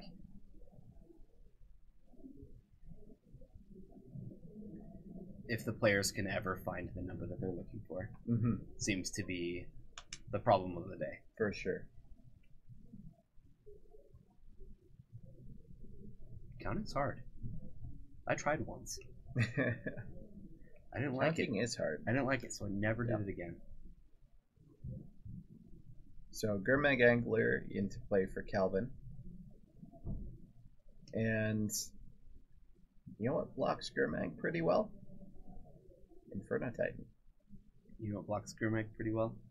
Emrakul. Emrakul doesn't block. Oh, sorry. Emrakul taps and attacks. I don't know what I was thinking. I apologize to everybody. Yes. Calvin, please Calvin, do it for how me. many permanents do you have in play? 1, 2, 3, 4, 5? No. 4. 4. 5. Check 4. this card. 4, 5. 5. Silver's 2. Please sack 6, sir. So sneak attack coming in, and if this resolves, this should be pretty quickly game. Here comes an Emrakul, and that should do it. So That does do it. Kevin takes that match 2-1. After Calvin just beat the living crap out of Food Chain, Mm-hmm. he doesn't look like he had nearly as easy of a time with Gristlebrand and Emrakul here. For sure, getting comboed out. All right, looks like game 2 is on its way. Those were fast games. Oh yeah. I think this is game 2. I could be wrong. I don't think I'm wrong. So we've got Deathrite in play, Ponder being cast by Steven. On Noah's side, we see a very lonely flooded Flood Strand? No. Flood Strand. Flood Strand. Mhm. Yeah.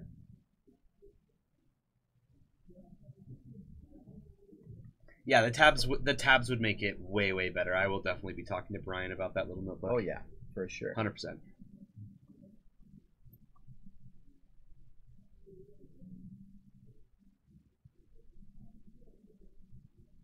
Dragonite, it's been like months. I'm starting to believe that this is a personal problem. Did you actually order the card? Are you sure? Sorry, there's a delay, so I'm just assuming he's saying yes. Mm-hmm.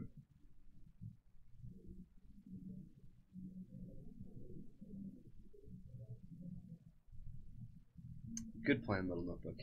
Good plan. Yep.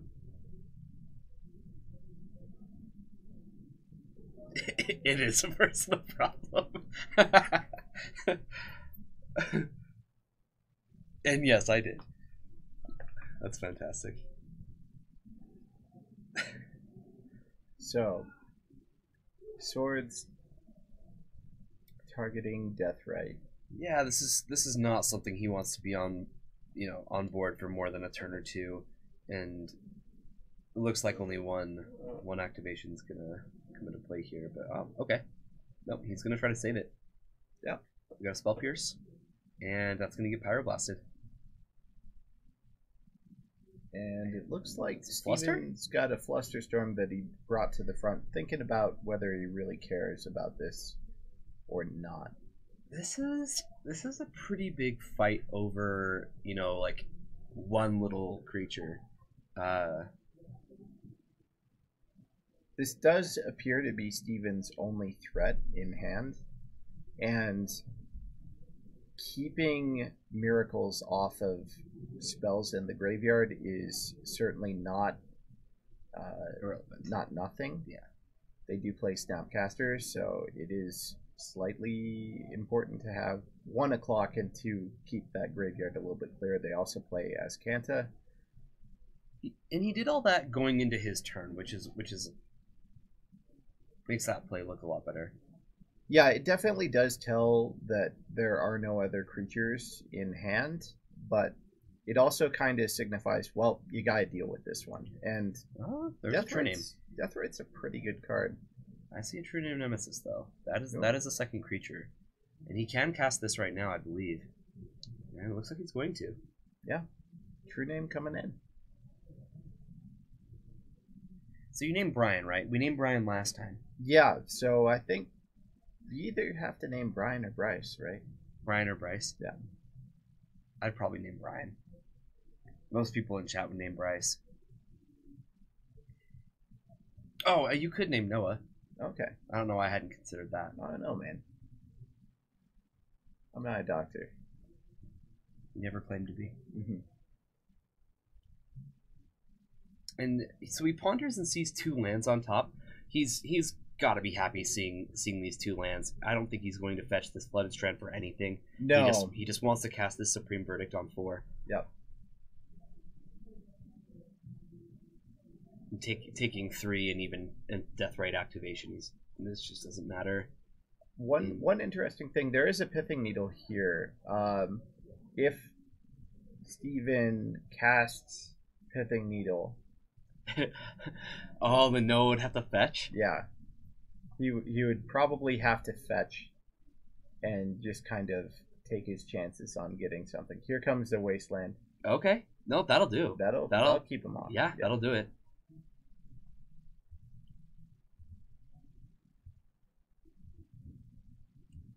Needle, kind of an interesting card to see here. Possibly trying to go after Azcanta? Usually the names are either Azcanta or Jace.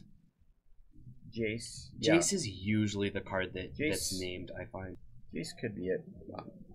I don't know. I always feel by the time that Jace is doing its thing, the game's already been over for a solid 10 turns. He does have red in his deck. I don't know if he's been talking to Josh about Miracle's builds. He might have Nihiri in his deck. Sure. And if that's the case, then yeah, I think Needle has more. Then Needle more looks a bit more. Yeah. Name Brass Man.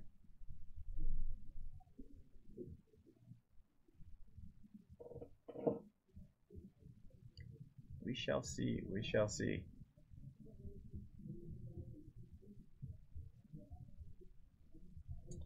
Red-based bolt deck shouldn't be scared of Jace. No, not usually. Got True Name as well. Probably for Azcanta. I mean, that's definitely a great name. Like, those were the 2 cards that you mentioned.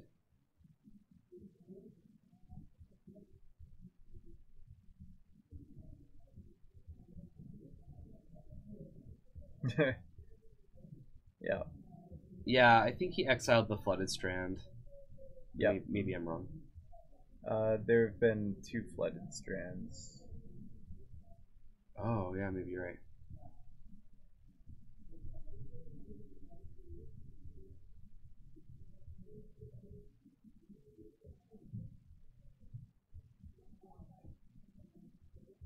Alright, so Noah, with all basics here, looking at his hand real quick, making sure. Oh, looks like he's gonna change his mind here and grab a Tundra.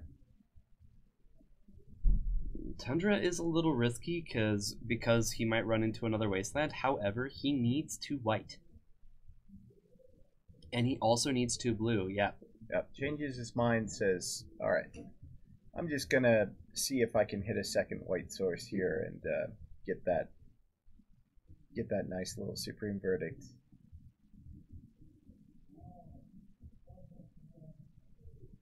Monastery Mentor the draw.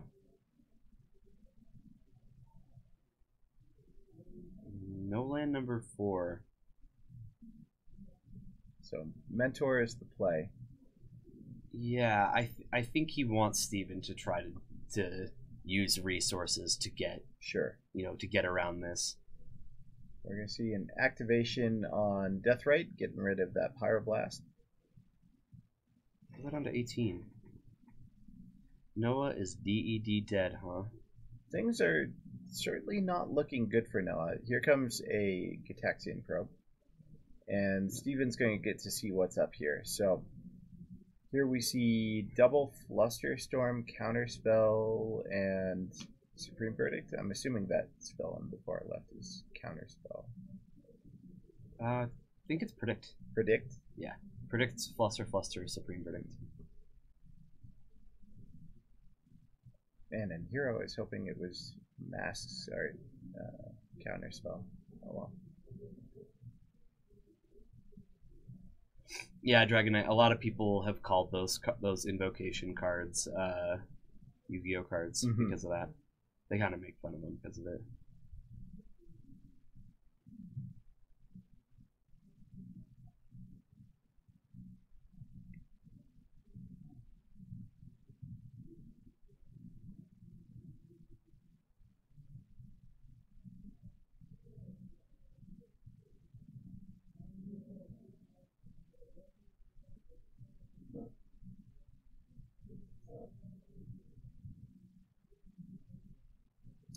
So here comes a painful truths on Steven's side. Yeah, he's gonna lose some life, draw some cards.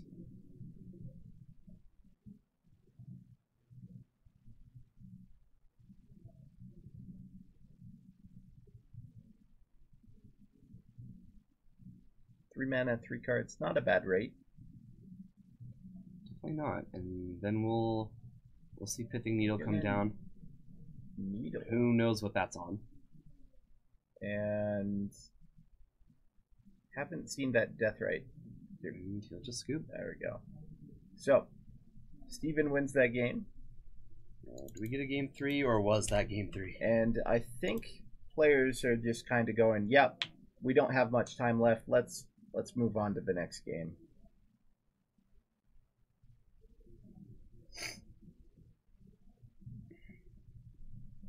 You think he named Strand? Just try to keep him off lands. Yeah, I think naming land's probably perfectly fine. You've seen the hand. You know he has to search for another white source to really have a good play.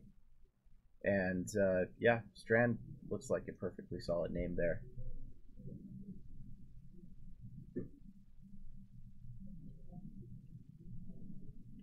Yeah, I guess there are a lot of techniques as Miracle players that the longer you've been playing, you'll hone little things to not give away too much information.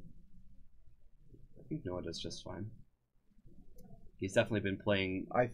He started playing Legacy while I've known him, yeah. So he's definitely not like very experienced, but he's a pretty darn good player. Mm-hmm. I think Noah had known most of the cards being on the top of his deck during that game. Yeah, he knew he wasn't going to draw a Miracle card for sure.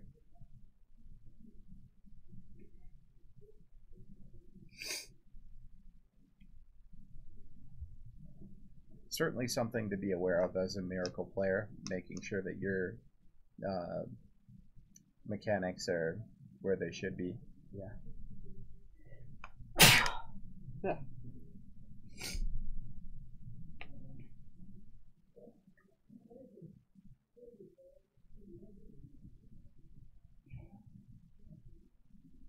This is kind of the classic matchup, huh?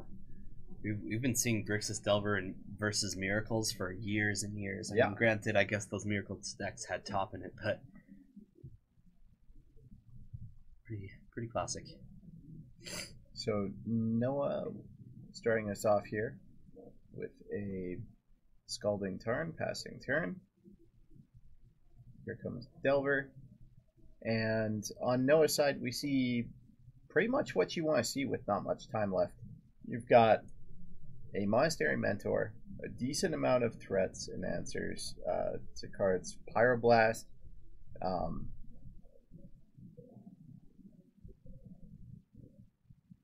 and on Steven's side, we've got a Delver, which was stubborn and didn't flip. No blind flip here.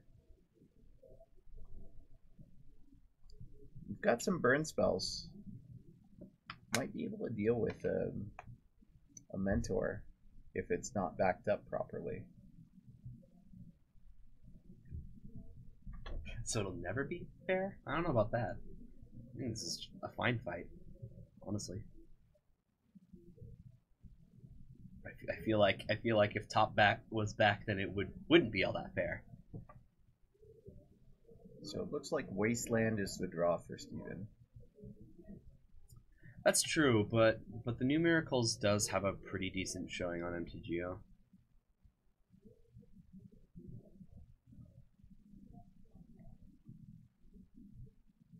It's definitely not what it was, that's for sure.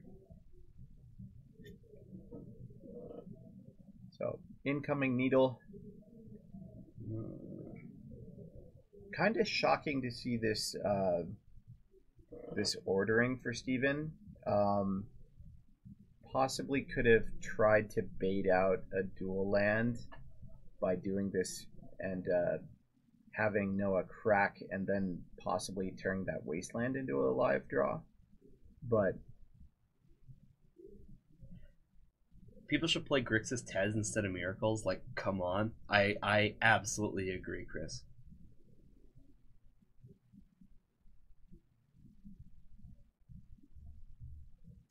See, Minifer knows stuff. Minifer's like, nuh-uh. It totally has.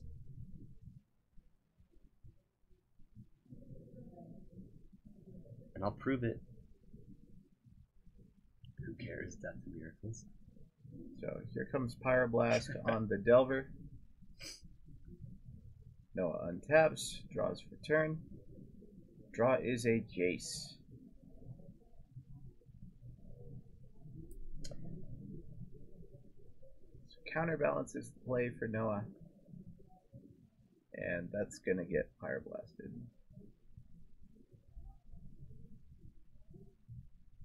Always with Brea Raceland in. Always with Brea. Alright, looks like we've got some information coming our way. We've got a Counterspell, Supreme Verdict, a Jace, a Predict, and a Monastery Mentor. This is a pretty powerful hand from Noah. He's going to need some lands, but this does tell Steven that Wasteland matters. Yeah.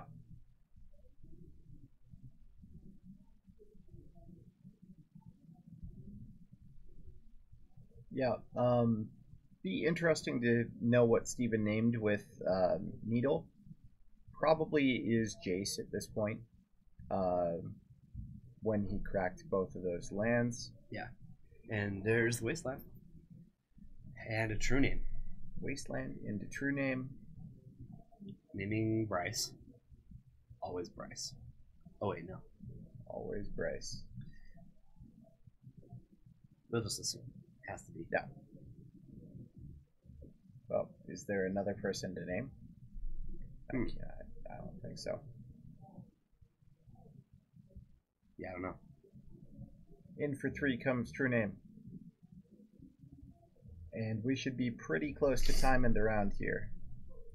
Yeah, it is a close estimate. I'm sure they'll get a die out there once they know for sure. The time has ended. And they do have their own timer out there. Yep, new additions to our feature match area. We have a timer located right there so that players can keep track a little bit easier. Once we moved it, it was not in view of the main screens anymore, so we got them their own timer.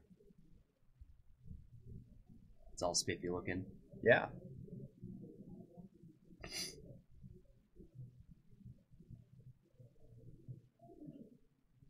Look at this, land number 4. Land. That's going to allow him to verdict away this true name. Sure will. And Steven's just like, yep, alright, you did it. You found 2 lands. Yep. Steven already putting that true name in the bin. And let's brainstorm from Steven. Looking for another threat. Needs to continue to put pressure on Noah's life total to win this game.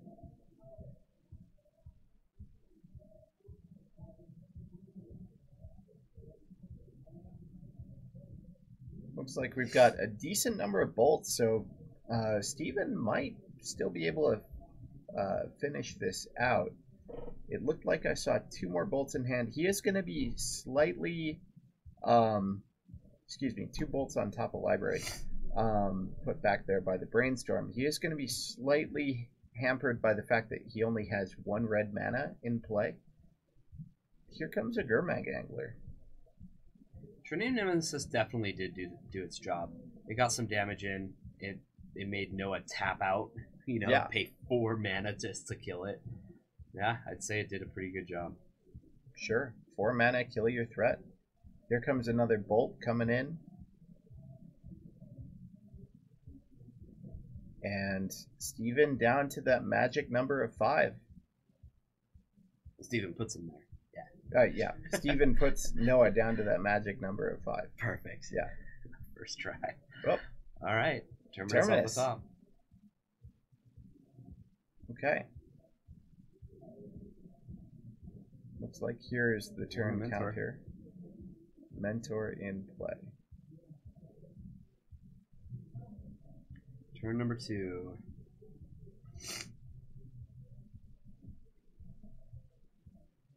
Here's another bolt. This is going for the draw. That is a play that says, "Hi, I'm going for the draw."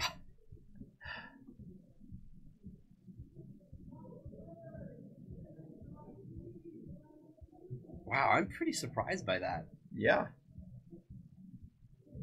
I don't think that Noah was gonna win with that creature anyway. I mean, granted, this Deathrite Shaman is not going to get to activate. No. But I think at this point, Steven just kind of had to play to the out of 4 bolts to face. Looks like we're going to see a bunch of cards that really don't do much on the top here. Pyromancer.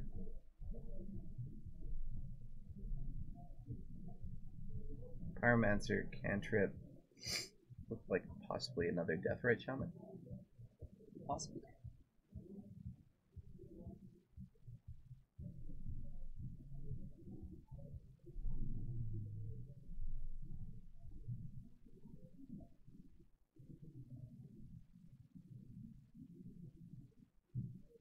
Got turn 3, and it looks like Pyroblast is the draw.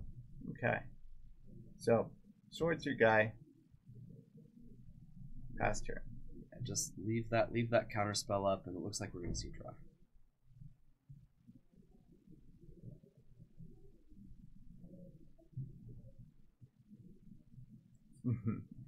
And goalposts.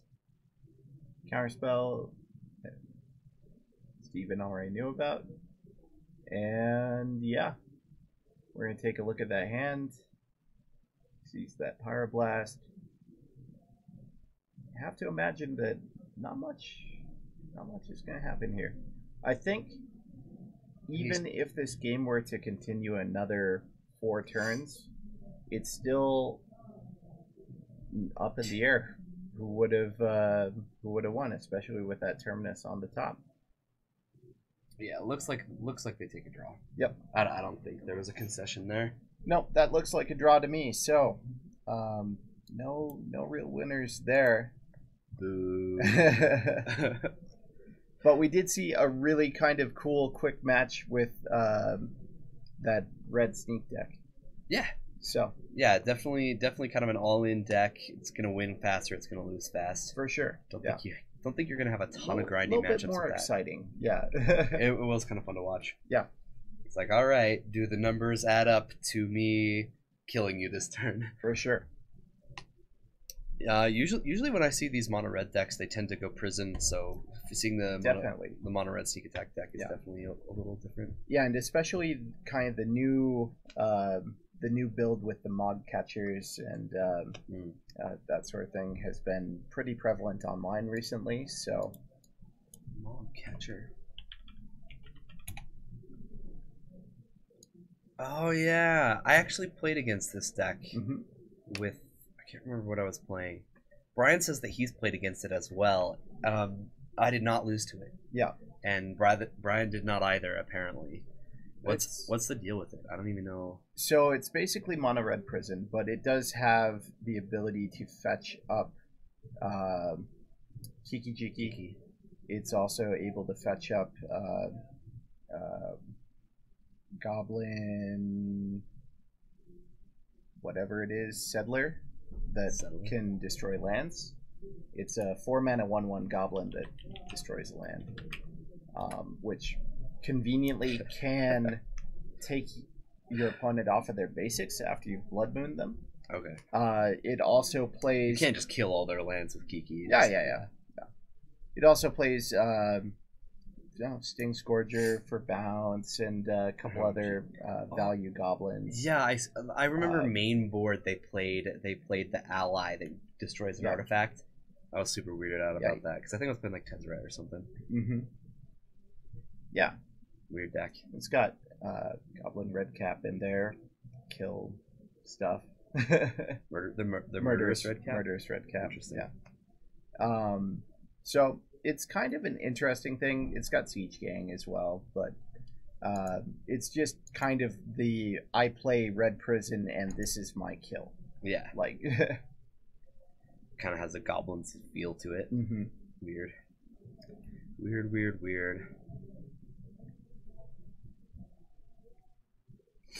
You gonna show us some things Hates Control? Look at this. Ooh, Painter Duretti. Painter Duretti. I'm interested. I love me a Painter deck. I want to play this. This looks sweet. Interesting. Is it any good? This looks awesome. It's a Blood Moon deck, so you've always got the kind of grindstone kill you out of nowhere feel to it. I want to say I actually watched Caleb D play this deck. Mm-hmm. It was definitely different though, because didn't he have like this weird aggro part where he like went and got God Barrow's gift or whatever? I swear there was God Barrow's gift in the deck. Smuggler's Copter looks pretty good in this list. Yeah, it really does. Yeah, I think it is pretty fun to loop spines with Goblin Welders and that sort of a thing. Right. Well, Goblin Welder's just a fun card to play with. Mm-hmm. Oh, it really is. If you can't kill the Goblin Welder, it's just the fun just doesn't stop. Oh boy, we're gonna have some fun. Yes, we're gonna have some fun. Really fun when you can Goblin Welder your opponent's things and make it matter. Like I was playing against a Belcher deck, and I was on Painter, and I had a Welder in play, and I was able to get rid of one of their Chrome Moxes and have it come back, and they weren't able to imprint anything, and then they weren't able to have enough mana to activate their oh, that is fantastic. Activate their Belcher, and then next turn you can get the Belcher. Yeah, this looks awesome. And you get to hit cool stuff like Myr Battlesphere and Sundering Titan and Workboil Engine. It just feels like Cube.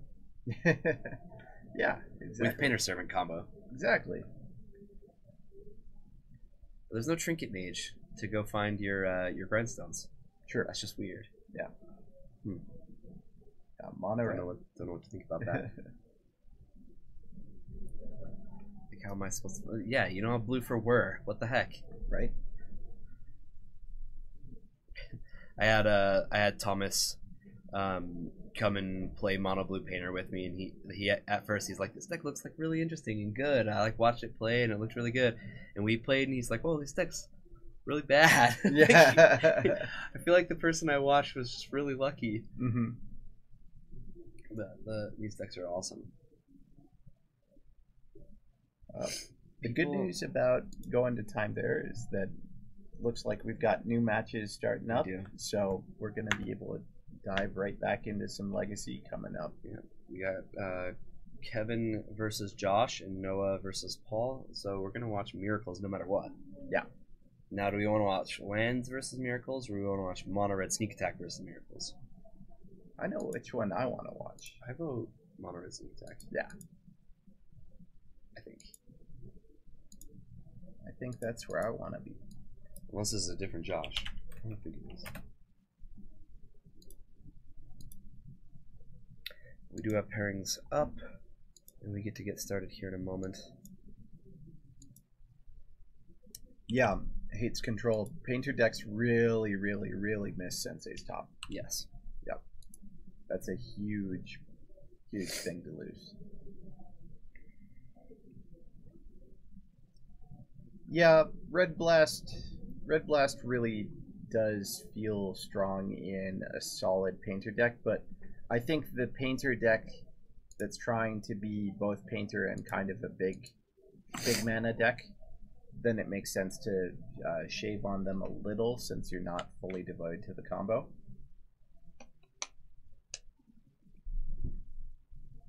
All right, our third and final match.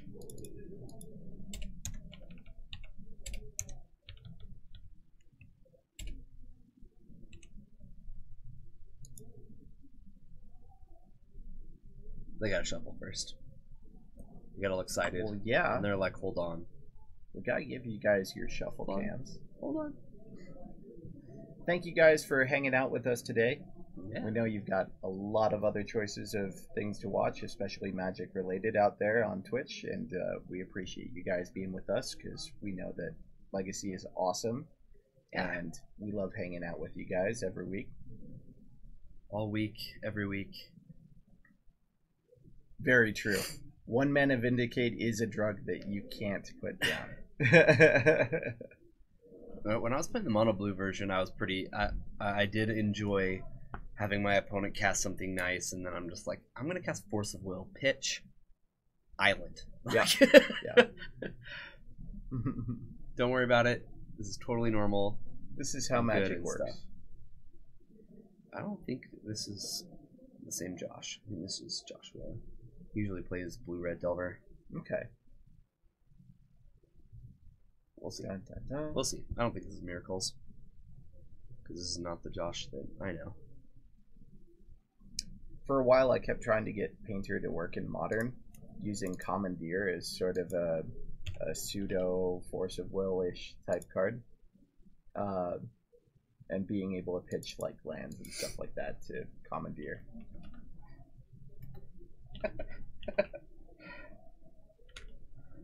Definitely blue-red Delver. Commandeer is fantastic. Actual just best card.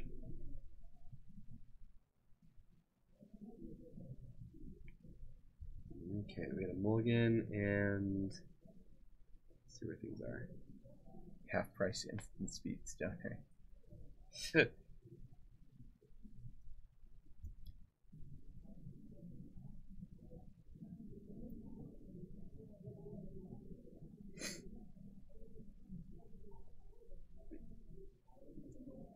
Alright, we've got a scry to the top, or excuse me, a scry going on. Haven't decided top or bottom. Looks like he's going to bottom that card. And we're off. So, Mountain is the play, followed up by a Lotus Petal. Joshua taking a look.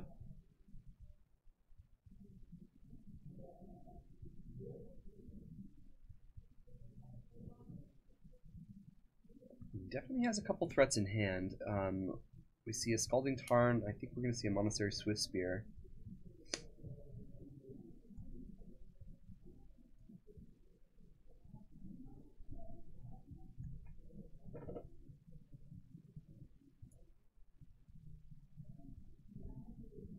Now, unlike the Grixis Delver deck, this deck doesn't care as much about Blood Moon. First, they have more basics. Second, yes, they can play a lot of their spells just off of red mana. Yes. A lot of burn spells, actually. Yeah, tons of burn spells. It's really going to be up to Kevin to try and present a really fast clock and get it through counter magic. Yeah, exactly. The Delver deck will try to kill you, and Blood Moon's just not going to do nearly as much. But he does start off with a basic Mountain and goes into the Swift Spear, so there might be an opportunity to cut Josh off of blue. Sure. However, he might not know that Josh is playing blue. Right. Yeah.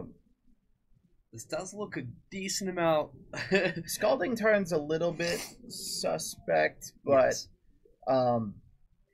Scalding Tarn could just be a choice of Josh. Fetch, yeah, it doesn't really matter. For fetch. Crystal Vein is the next land for Kevin. Now this can tap for colorless mana, or you can tap and sacrifice it to add 2 colorless mana to your mana pool. So Kevin gonna sack that, and here comes a sneak attack. Why are we discussing Painter? That deck is pretty much dead. Because we all love Painter. Jeez, Captain QC, just try to stay with us. The real question, Captain, is why are you not discussing Painter? Thank you. Somebody had to ask the question, and I'm glad that Matt did. So, sneak attack in play. The only threat that it looks like Kevin has in his hand is a Titan. Okay. Which isn't horrible, but it's certainly not going to end the game on its own. I think that would end the game. I think it would end the game. Yes, I do think so. Unless a true name came down, which we don't even know if those are a part of this list in particular. I don't think they usually play them. Maybe in the sideboard. Not even the real man sneak. Oh, I don't know what the real man sneak if this isn't it. Oh, it's not as cool as Parfait. Well, I didn't know we were comparing stuff. How am I supposed to know? His lightning bolt. So bullet you. Just trying to put as much prowess damage to Kevin's face as he can. Sure. He's got to recognize he has a very, very limited amount of time to win this game.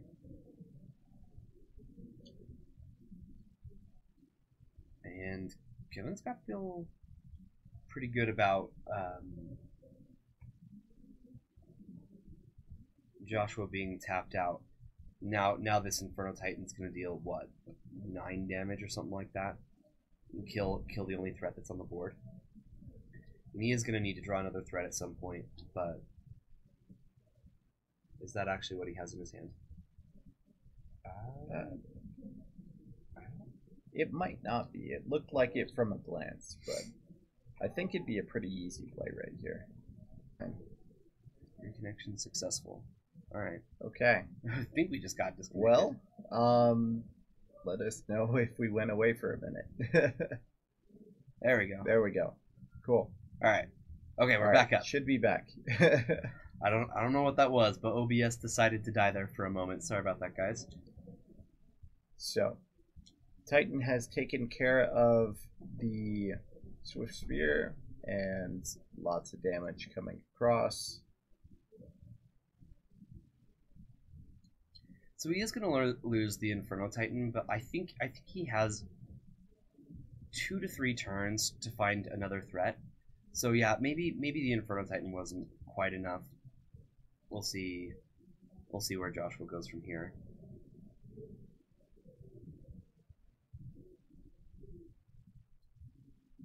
It died repeatedly for like 30 seconds. That's super weird. Huh. Silly OBS. It's like, oh, you were trying to do stuff? Right? Herp to derp.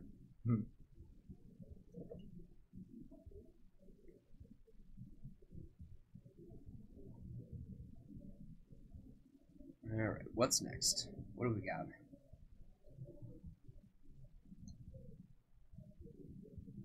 Cannot quite see what's going on. Looks like we've got a... I always forget the name of this card. Storm Chaser Mage? Sounds right to me. Sounds at least similar to what I think it is. We're going to get a prowess trigger off of the Brainstorm. Mm-hmm. And finds a second Storm Chaser in those 3. I think he's got a lightning. I think he found a lightning bolt in there as well. Definitely relevant. Gonna put fetch land on top and another card, it looked like. Yeah.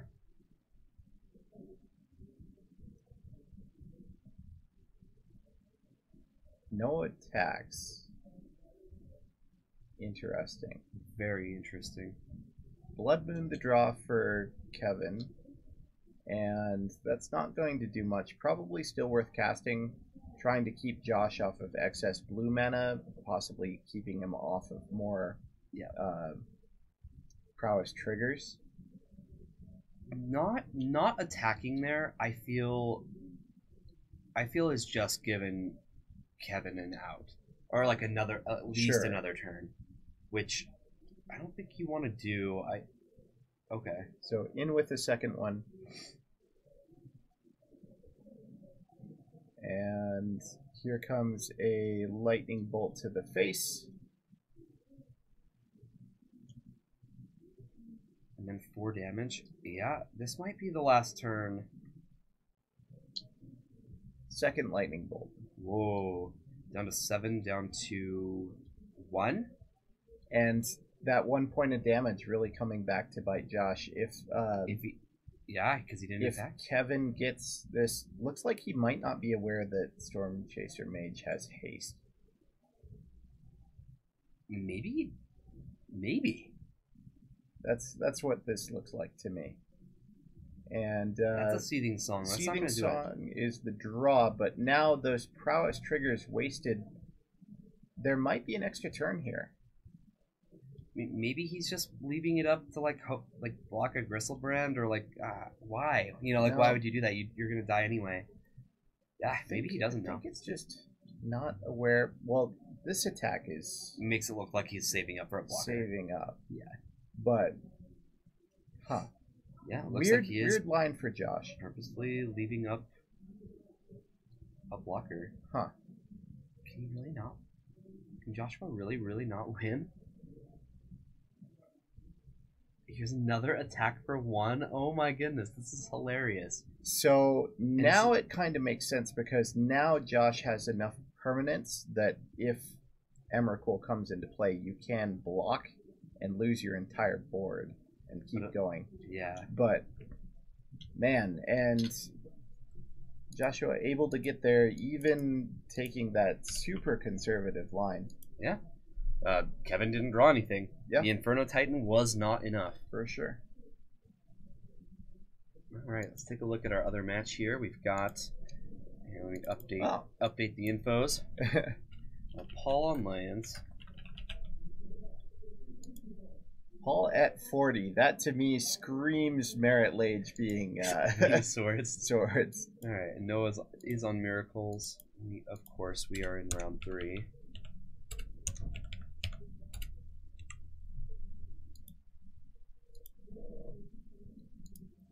So it looks like we do have.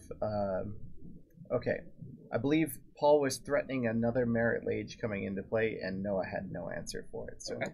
Paul's going to take that game. I guess we'll watch some shuffling then. Fine, I see how it is. Yeah. Nobody gets to watch Magic right now. Sorry. Only shuffling. Only shuffling. I do think that Joshua's deck has a little more play against Kevin's than the Grixis Delver deck did. Sure. But I still feel like this match favors Kevin. Yeah. There are a lot of dead cards on Josh's side. You know, a lot of these cards don't do much until they end the game. Right. Things like lightning bolts, things like chain lightning, things like what's the name of the Fire Blast Fire Blast, the creature with prowess 3/4. Oh, Bedlam Reveler. Bedlam Reveler. Yes, Yeah. that is definitely there. Yeah, Bedlam Reveler. All these are cards that don't really do a lot on their own. It just takes a large amount of them to get things going. Kevin's deck is able to go quite fast if there's not counter magic on the other side or if he's able to fight through it. In my mind, it really comes down to if Kevin is able to stick something versus if Josh is able to apply early pressure and then keep it on. Yeah, and we've seen in our last match that Kevin he was a little more weak to days than it would lead off, right?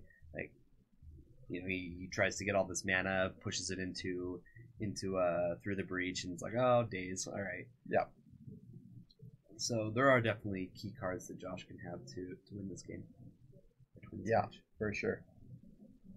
Josh should have Smash to Smithereens. Yeah, that would be pretty good. Smash not as good against this red deck as it is against the prison builds. It gets Chalice. It does get Chalice. And I think that most decks have moved away from Smash to Smithereens for a Braid, because it can actually kill a creature and an artifact, and they just kind of give up that 3 base damage to a more have that versatile. versatile.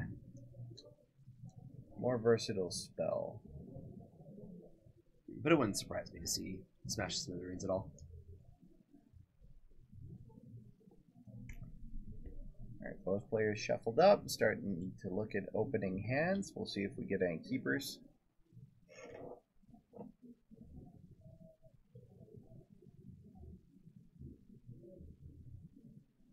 See a couple through the breaches, maybe a couple lands for Kevin. I don't see a big threat though. Might be an Emrakul. Oh, That's that last card that just got moved, or it might be a Brood breach. Those are 2 through the breaches, I believe. Can't quite see what Josh was working with. Looks like at least 1 land and a ponder. Both players happy with their opening hands. Kevin going to play a mountain. Josh starting us off with a flooded strand, sacks.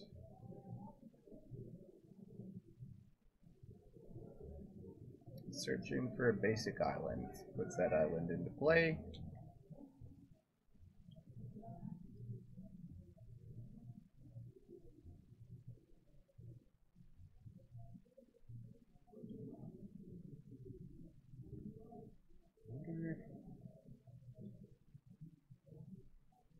Yeah, looking at what Kevin's dealing with, his hand doesn't look all that powerful. However, if there's not a Delver after this island, I wonder if his hand's all that powerful as well. Looks like we're just gonna ponder. Yeah, yep. Just a ponder. This has got to be a sigh of relief for Kevin. Yeah. No turn 1 creature. I think if you're Kevin, you're pretty happy to see this. Josh is gonna shuffle. Even more happy to see this. Yeah. And this, if Kevin is able to find a threat, we're in that kind of classic point of, can Josh do anything super relevant before Kevin finds a threat? And then it comes down to, is there counter magic? Right.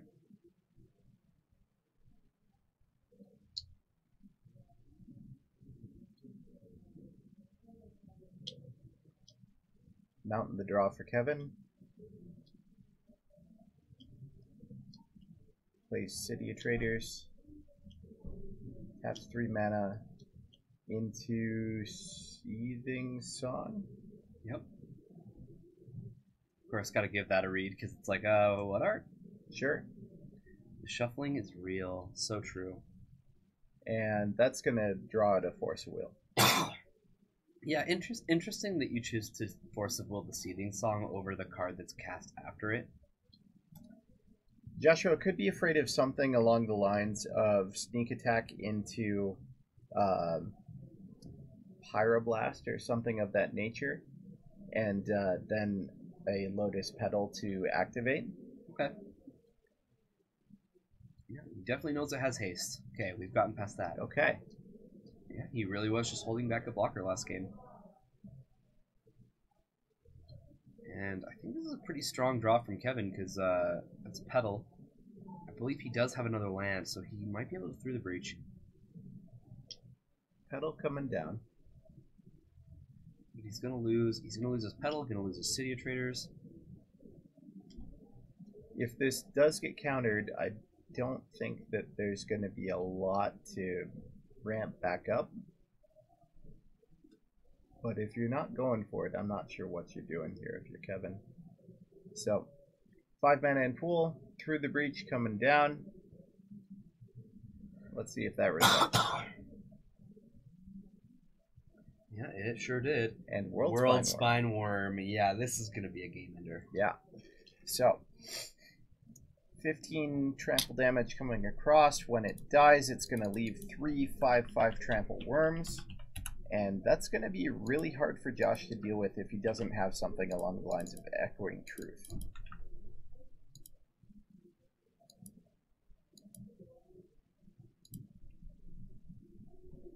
Joshua down to 3. Okay, game 3. Oh, look, he actually he's prepared, came with the worms. Perfect. Yeah. These are my 3 worms. He's like, wait, you get tokens? And he's like, oh, yeah. Yep. All right, now deal me 19 damage this turn. Looks like Joshua's at least going to take a look at what he draws and see if he can. Sure, yeah. I mean, there's no way that deck can, but... Let's see. Bolt, Fire Blast would be 10 damage. Plus a draw spell would be an additional 4 spells cast 5. That's 15. Or just Echoing Truth. Echoing Truth, yeah.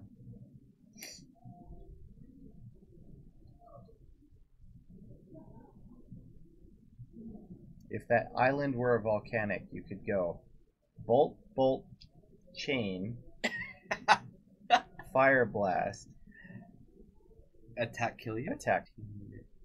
It's close. Plus 4. 13 plus. No, that's No, not it's enough. 17. It's 17. Yeah. You're still 2 damage off. 3, 6, 9. Yeah, I don't think the deck can kill from this 9 point. 4 is 13. 15, 16, 17. Yeah. There looks to be a possibly quick 2020.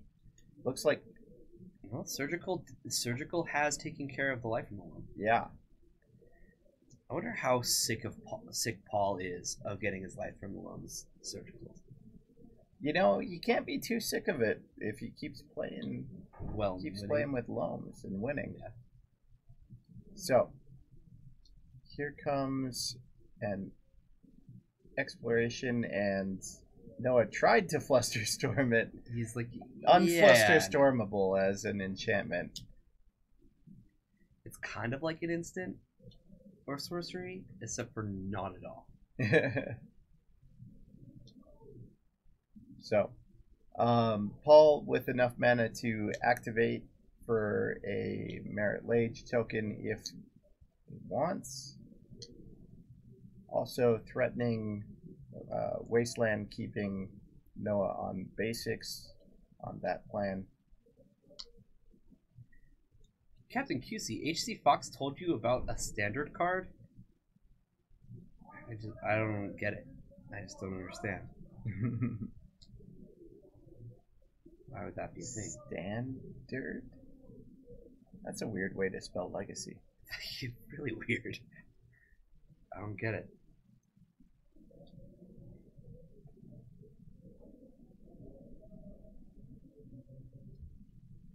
You should know that he's a brewer, and so are you. What does that have anything to do with standard cards? What is going on right now? What's a standard card? I don't know. Like as opposed to non-standard cards? That has to be it, Jorgensen. I don't, because I'm not understanding what's going on. It's a very weird way to spell legacy. All right, so here comes a 2020. Oh no, going for the fake out. You just, I'll remove one counter off of Dark Depths with my 3 mana. As you should.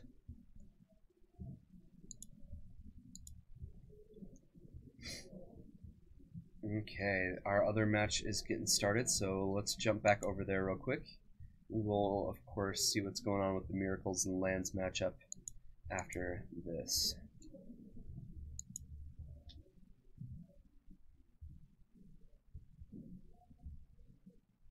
Right, all the cards are standard American size. They're, like, all of them are. So why are these ones different? Thank you. See, Little Notebook just gets it. Mm-hmm. So Delver is the turn 1 play for Josh. And here we're going to see a Chalice on 1. And that's going to get dazed. Mm-hmm. Looks like no Simian Spirit Guides that Kevin has either in hand or wants to expend on saving that. And I think Kevin's only other land is another City of Traders. This is... Now, I do see a Trinisphere in hand for Kevin, and he might be saying, yeah, okay, that's fine. I've got plenty more threats where that came from for you to deal with. Let's just eat through some of this counter magic. Right.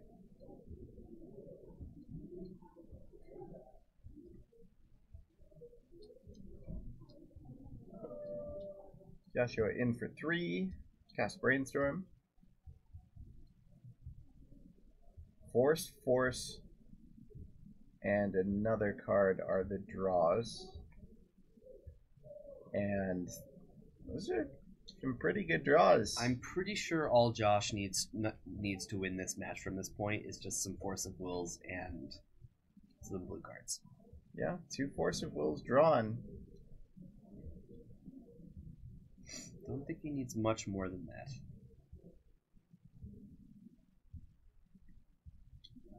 Mountain is the draw for Kevin. Okay, he was able to find a mountain. That's pretty good. Here's the Trinisphere.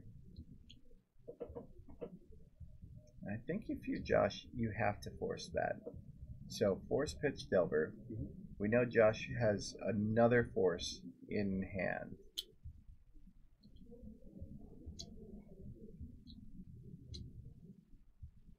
Now Kevin does have another City of Traders, so this mountain. That's why I think this mountain is really good. Yep.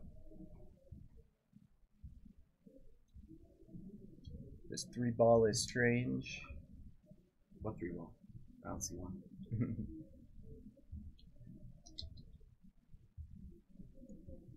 Alright. Crack the Tarn, get a Volcanic. Now what? We're gonna see another threat, maybe a Storm Chaser Mage.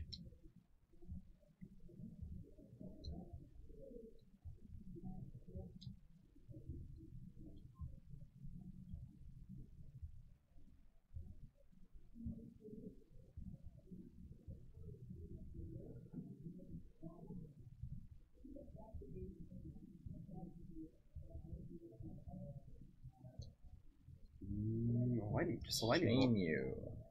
Yeah. Oh, chain. Okay. I was gonna say just main phase it. Yeah. Yeah, definitely a chain. Kevin will drop to 11. He doesn't really have a whole lot. All right, Crystal Vein coming into play. You might have to wait till next turn to try to do something else. We know that Josh just has another Force of Will. Yep.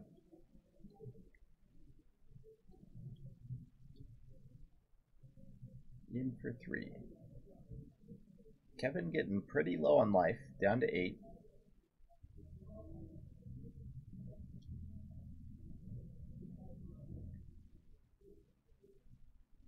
Seething Song is the draw. That could do something. So that might potentially draw out a Force of Will. He's got like up to 7 mana this turn. If he could find a way to make that into 8, he might be able to go off twice. Is that what he's got raced in him? He has multiple? I saw one Vapor Snag. We do see World Spine Worm in hand. That's a scary one.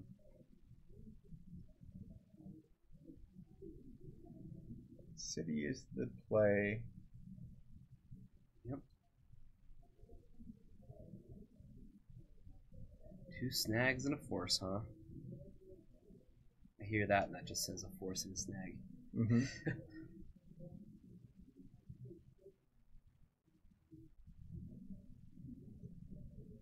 So here comes the song.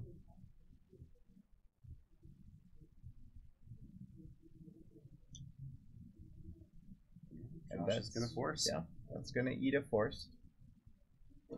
And I think if you're Kevin, you're pretty happy about that. You saw that happen in the previous game, and I think Kevin led on that here to try and bait out that counter spell.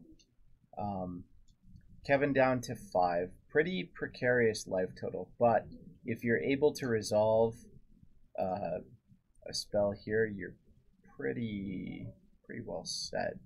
Yeah, I think he's looking for an Emrakul though. Emrakul would be the best. Can't be Vapor Snagged. Right? Definitely can't be snagged. Here we're going to see a Petal enter battlefield.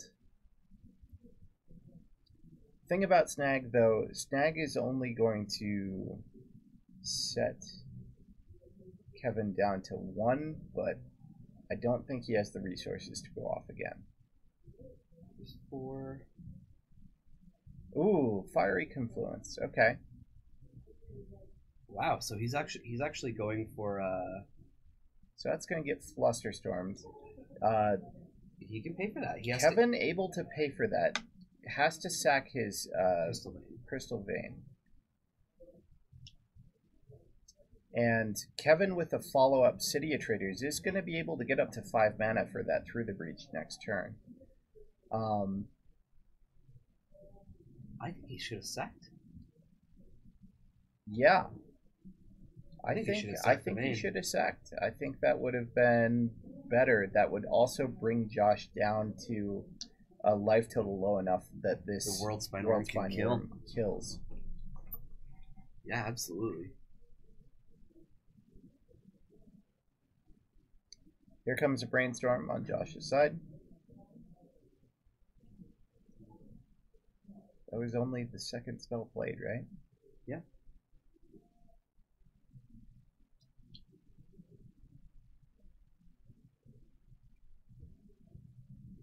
Down to 2, and here is the Lightning Bolt, and that'll do it. Wow. So, Joshua able to take that. Shows the Vapor Stank still had all these. Wow. I don't think he was going to beat the Vapor Snag anyway. What? He needed to find a number 4, right? Yeah. So, Vapor Snag did have the World Spine Worm locked down. He needed to kind of fight a little bit more over that confluence.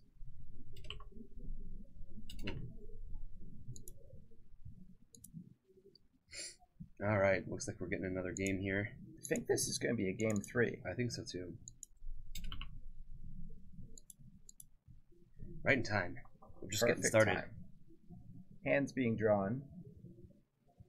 I've never seen Paul play without his mat. This is so weird. You know what? This looks like other people. Oh, is this? This looks like a Delver versus... Oh, you're right. That means our tournament's over, huh? Yeah. They're just playing for fun? Mm-hmm. They are. Well, guess what? All right. That means that our tournament is over for the day. Well, kind of a wild ride there. Yeah, definitely.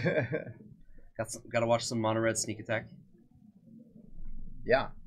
Got to watch a decent amount of Sneak Attack. A couple different types of Delver. The legend cannot be naked.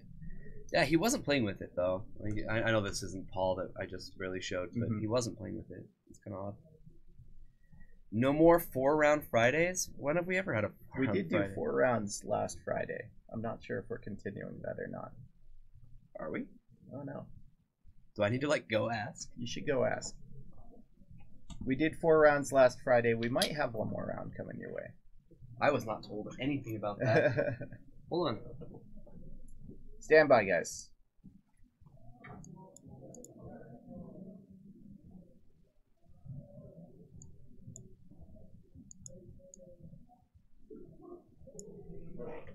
We'll get to the bottom of this.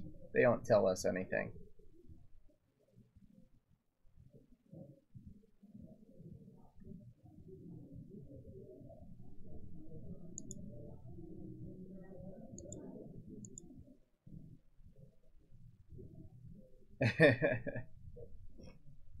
Hopefully we've got one more round for you guys. We have 4th round. Yeah. Cool. We have Whoa. one more round of Magic for you guys. Oh man, that means that Matt and I now get the tired 4th round. The tired 4th round. You're Yeah. tired? I'm not tired. It's because you're not in the 4th round yet. Oh. Cool. So, I wasn't trying to stop the fun trade. I went up to Brian and I was like, do we have 4 rounds today? And he goes, yeah, we always have 4 rounds. And I'm like, I've never done 4 rounds on Friday. And he goes, oh, I should have told you. I was like, oh, thanks. Appreciate the infos. Appreciate the infos. So, one more round of Legacy coming your way. I guess we'll just show these people these fun games then. I mean, the life totals are going to be, like, way wrong. Well, yeah. Just have some magic for people to be watching. Oh, man. I guess. Life is hard. More magic coming your way. I don't even know what to do with myself. Maybe Bryce is Maybe the problem. Bryce is the problem. He just gets super tired and then starts distracting me. That's got to be what it is. Infect, please. I'm not sure we have any infect in the room.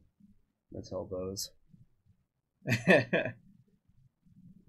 We always currently have 4 rounds. We always have 4 rounds, except Except when we don't. except when you're sick and you weren't there that Friday. What a jerk! What a jerk! Not keeping his casters informed. Nobody told me the thing.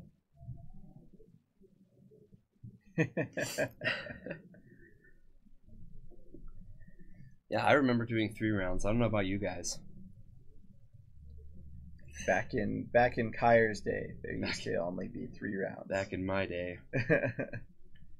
You also walked uphill in the snow both ways. I did. 10 miles. I still do. Yeah. Speaking of, we're getting a storm here over the weekend. I'm pretty excited about that. Yeah, it's supposed to be a pretty big one. Yeah. So it was funny. Trace got home today, and he's all. So apparently we're getting this storm in, and my manager said that you probably just don't want to leave the house too much. So he's like, so I bought some movies. He's gonna make me watch movies because I never watch them. My bosses say it's gonna snow a lot, so be there early. So be there early. So be there early. Upcount is 24. Upcount is 24. I don't know what that means. Yeah, for sure. It's supposed to 8 be inches? like around 24 inches is the max that we're supposed to get in the mountains. Wow. In Logan, there's going to be 8 inches. Mm-hmm. All right, QC. Good luck. All right, let me know when they're ready. I'm starving. He tells me about food every once in a while, and I'm always just like, oh, come on. What are you doing that for?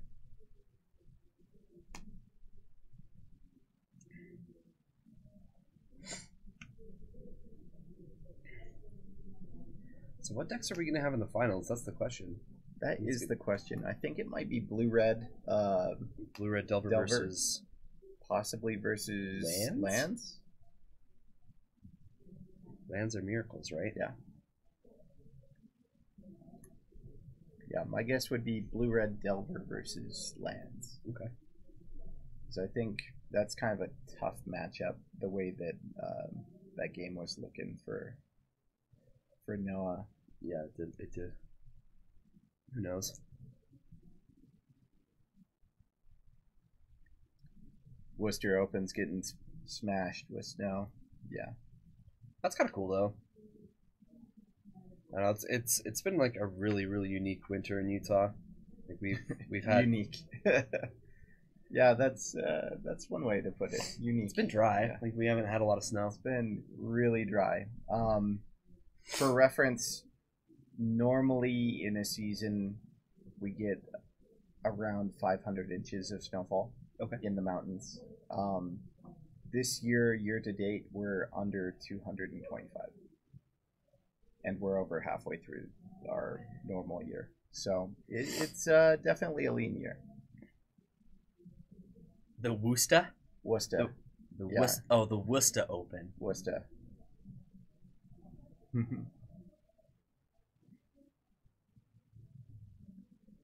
Is that the one that was going to be Legacy? Isn't there a Legacy tournament in Worcester? I can't remember. I know that we had somebody that was going there. Play some Legacy. Someone teach whoever lives there how to write properly. We have the same problem in our state. Yeah. Like, how would you spell Tooele? Tooele. Oh man. How would you spell Tooele? How do you spell Duchesne? How would you spell hurricane? American Fark. It's all terrible. Tooele. Nope. No. So far off. Like, not even close. Most people call it like Thule. Thule. Thule. Yeah. So you looked up Duchesne. There you go. Duchesne. Duchesne. Yeah. Duchesne.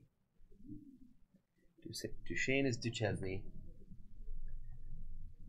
But hurricane is pronounced the same, or it's spelled the same way as hurricane. Yep. But we call it hurricane. Yeah. No, I'm French. It's not hard.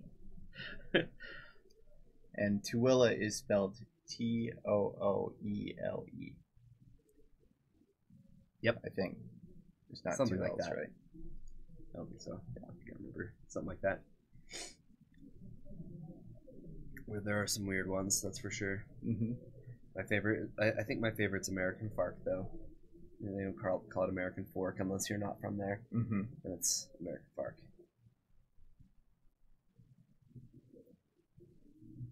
I don't think, and there's a city called Spanish Fork, and I don't think Fark. do people call it Spanish Fark? Yeah. I don't think I've ever heard that. Duchesne is a common last name there. Okay. I definitely know it as a last name. I've watched enough hockey. Sounds like a move from Street Fighter.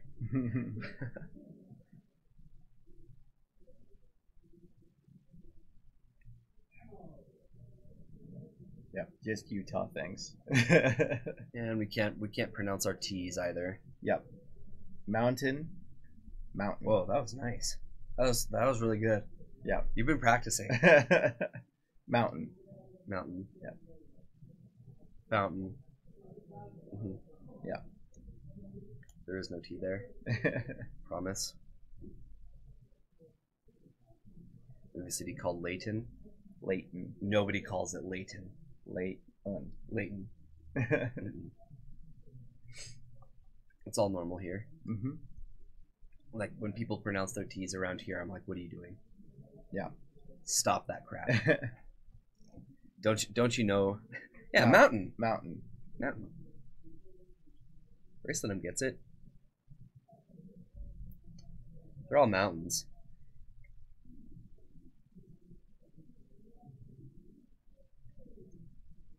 I do get mad at people though, and then you have people like my brother who's like, "No, it's Utah." Utah. It's not Utah. It's Utah. Utah. Yeah. Eating. What you eating? What are you eating?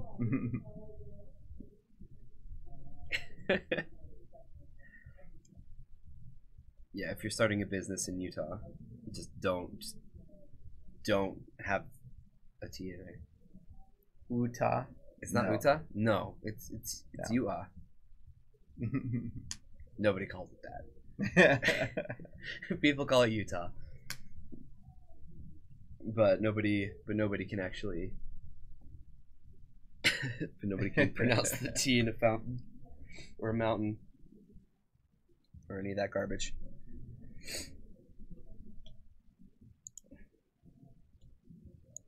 What are we talking about now?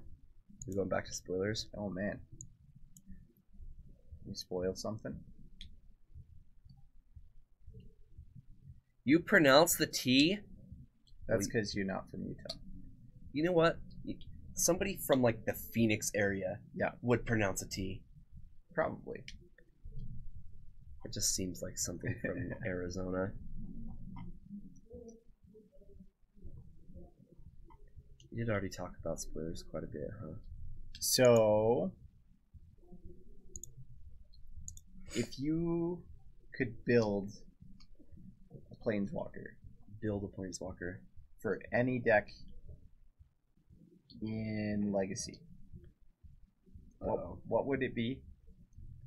You need a plus ability, a minus ability, and an ult. And you need to keep a casting cost 3 or less. 3 or less. Well, I guess 4 or less. We'll go less. 4 or less. Well, if I didn't say it'd be Junt colors, then people would be like, "What the heck are you doing, Kyre?" So it'd probably be 3 mana, one red, 1 green, 1 black. Okay. The planeswalker's name would be Kyre. Yeah. And then it'd have a comma, and then it would say something flattering towards me. And then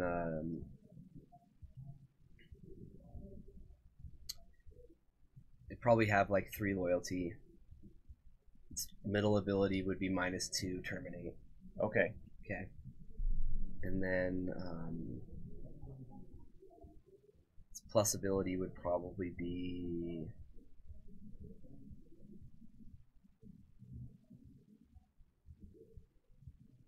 I don't know. Plus ability Bob. Bob, reveal the top card of your library and lose life. Oh, that'd be sweet. Kyre the Grinder. I'm not a grinder at all. What are you talking about? +1 punt. -2 punt. 3 times. -7. Shame Shame scoop. scoop. Oh man, that's brutal. Jorgensen, I think he gets me better than I do. What's the best thing about having Discord now? Oh, what? That like my account won't connect to it and I can't log into it? Besides that? That sounds rough. Yeah, I haven't been able to get into it. It's weird. I got into it the first time. I need to talk to Brian and actually get me to be a part of it.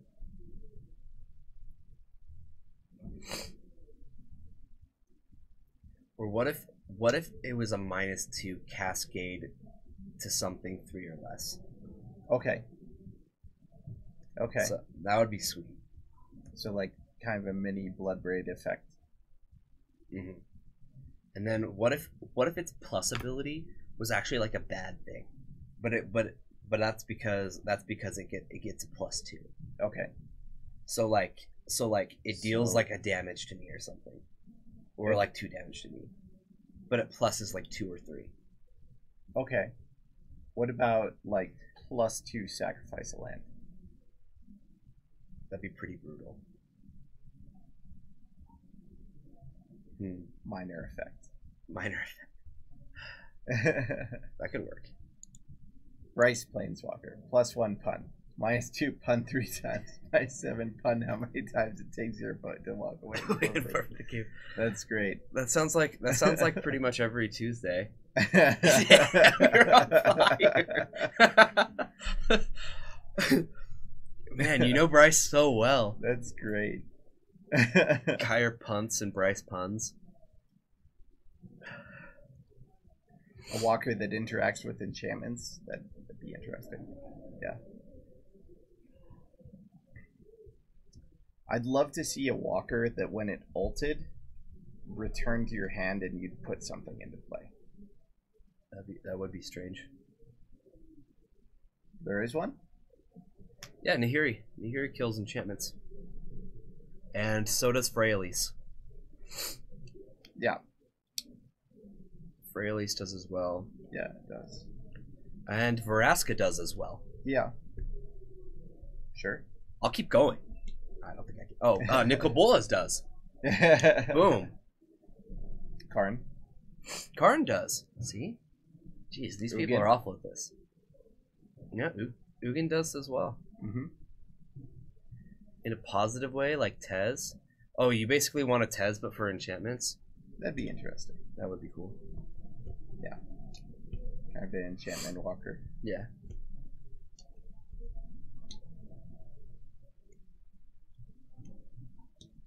I don't know. I think I'd be a terrible planeswalker.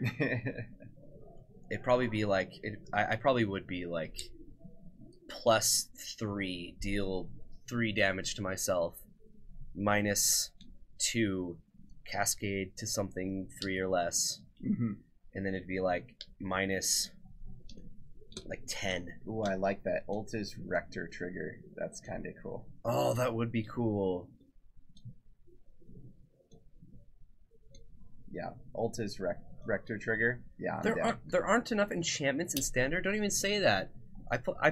They have Cruel Reality and they have Overwhelming Splendor. Yeah. What more do you need? It's plenty. That's all you need. Sometimes I just don't understand Captain QC. Sometimes it's probably because he's French. Yeah, blue. Yeah, blue Tez. See, that's more what I was thinking. Like there's stuff like Opalescence as well, and like Starfield of Nyx. Yeah. So like, it wouldn't surprise me if they made something similar to Tezzeret. That's like, hey, this enchantment's now like a 5/5 or a 4/4. It would definitely be interesting. Could do some wild stuff with that. Whoa, things look to be starting. Good thing I panned over. Okay. I don't think we got updated on who's playing here. Oh, this is... So... Oh, good thing I looked We really. do have some matches starting. More magics. More magics. Round 4. This totally feels normal for a Friday. Alright.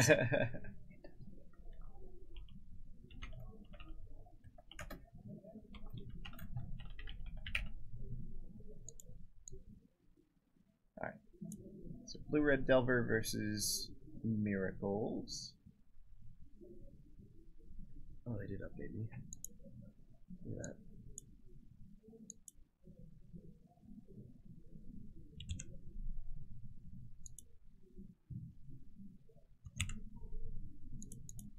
There we go. There's a timer. Noah starting out with some ponder action. Top 3 looks to be swords, land, and Supreme Verdict. Delver flips.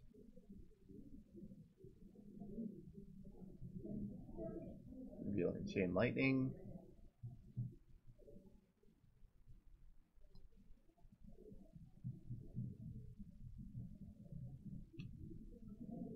Joshua thinking about what he wants to play here, how he wants to do it, whether he wants to Chain Lightning. Looks like he was thinking about another effect. Looks like Ponder. That's what that's gonna be.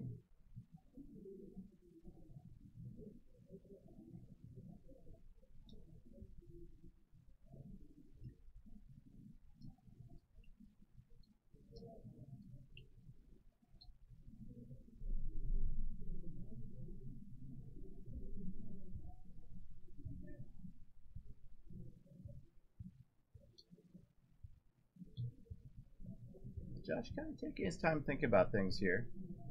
He's gonna start off with a probe. And in Noah's hand, we see Jace, Counterbalance, Predicts, Terminus, and 2 lands. This is definitely a matchup where he's going to need to think a little more intently about what's going on. His opponent actually can interact with him on a turn-to-turn basis, and something like Counterbalance is going to be really obnoxious during the match. Mm-hmm. 4th round tired effect starting. Oh, I'm already getting there. It's Bryce's fault, remember? Turning it on.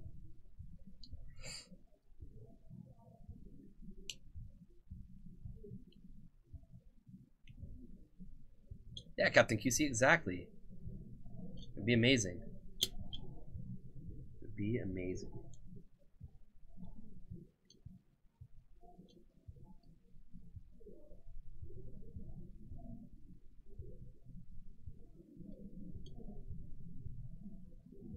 Josh, a big fan of the literal definition of tap sack on the fetch lands. He does it the way it should be done. Yep. Mm-hmm. Certainly not. It won't change. It won't change how I do it. Yep. But it should be done that way.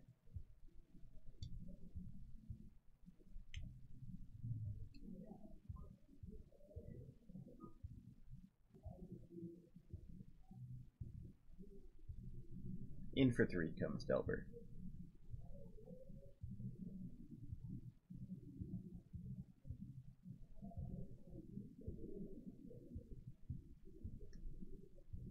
Thinking about what else he wants to do. I'm I'm not sure. I think there's another Delver in hand, which is kind of what he's thinking about.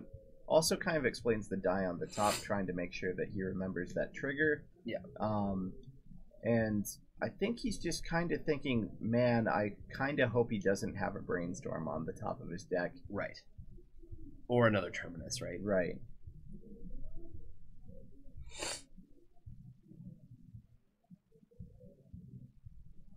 There is some music being played in the store. I don't think that you guys can hear it from here, but I think they can. maybe you can. Probably like a little bit of it. I can really hear it. So second Delver is going to flip, revealing Days. First Delver eats a Swords. You can hear it well enough. Interesting. Like picks up a lot more than I thought. Mm-hmm.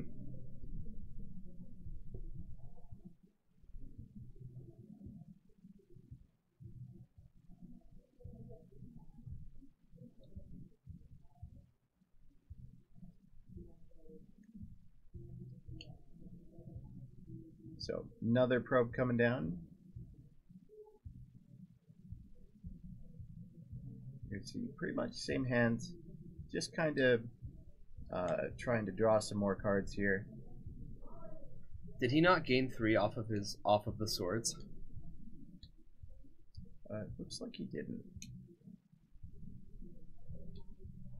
And that Delver is in the yard, not exiled. Okay, I'll get those. So Storm Chaser Mage in, attacking for 4.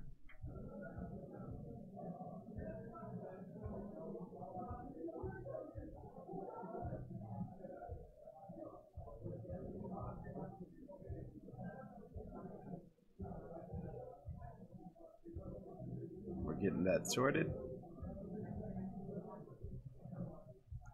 Yeah, QC, it probably doesn't really matter too much, but better safe than sorry.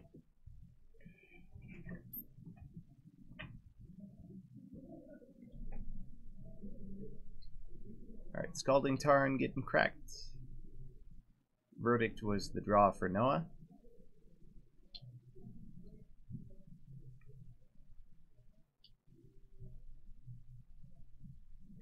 It's something that can matter, I think. And if it can matter, then we'd like to keep that. For sure. Keep that correct. Like, Kind of Entreat is a card, you know.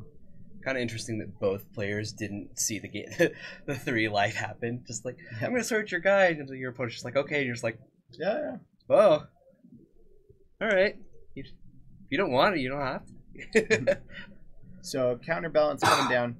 I think a lot is going to depend on whether Noah is able to find that 4th land and able to get. Wow, this has got to be super frustrating because not only does his ponder get countered by counterbalance, but he sees the card that he doesn't want to see. Right. So that's going to be huge for Noah, having the ability to put that Terminus back on top. We know that he's got another board wipe in hand.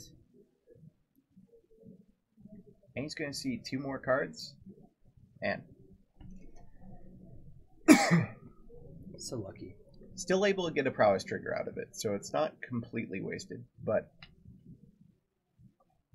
can't be feeling good about that.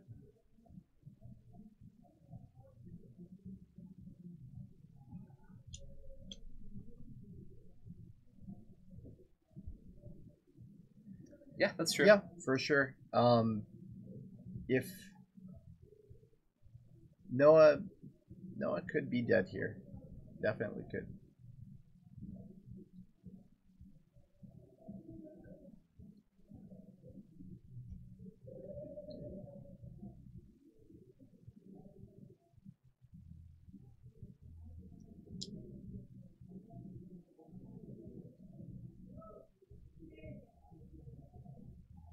Noah really thinking about what he wants to put on top.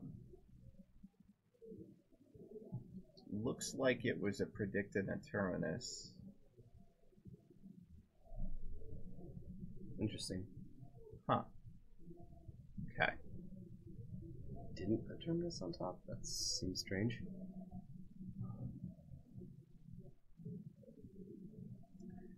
Another interesting thing is he could have, instead of brainstorming, he could have just tried to... Well, I guess he only had 3 lands. Yep, so Chain Lightning comes in, and that's going to be game. Alright. See, he totally needed that 3 life. He did. Mm-hmm. He didn't need it. Alright, let's see what's going on over here. We've got Terry, and Terry's been playing some Delver decks. Lots of Delver today. Lots of Delver.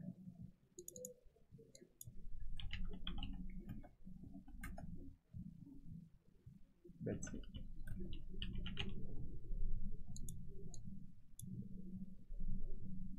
Round. See, it's round 4, Mhm. and you can. I just don't remember even the basic things. I use round 4 to excuse me from being ridiculous. Mhm. Kevin does have some nice mountains. Yeah.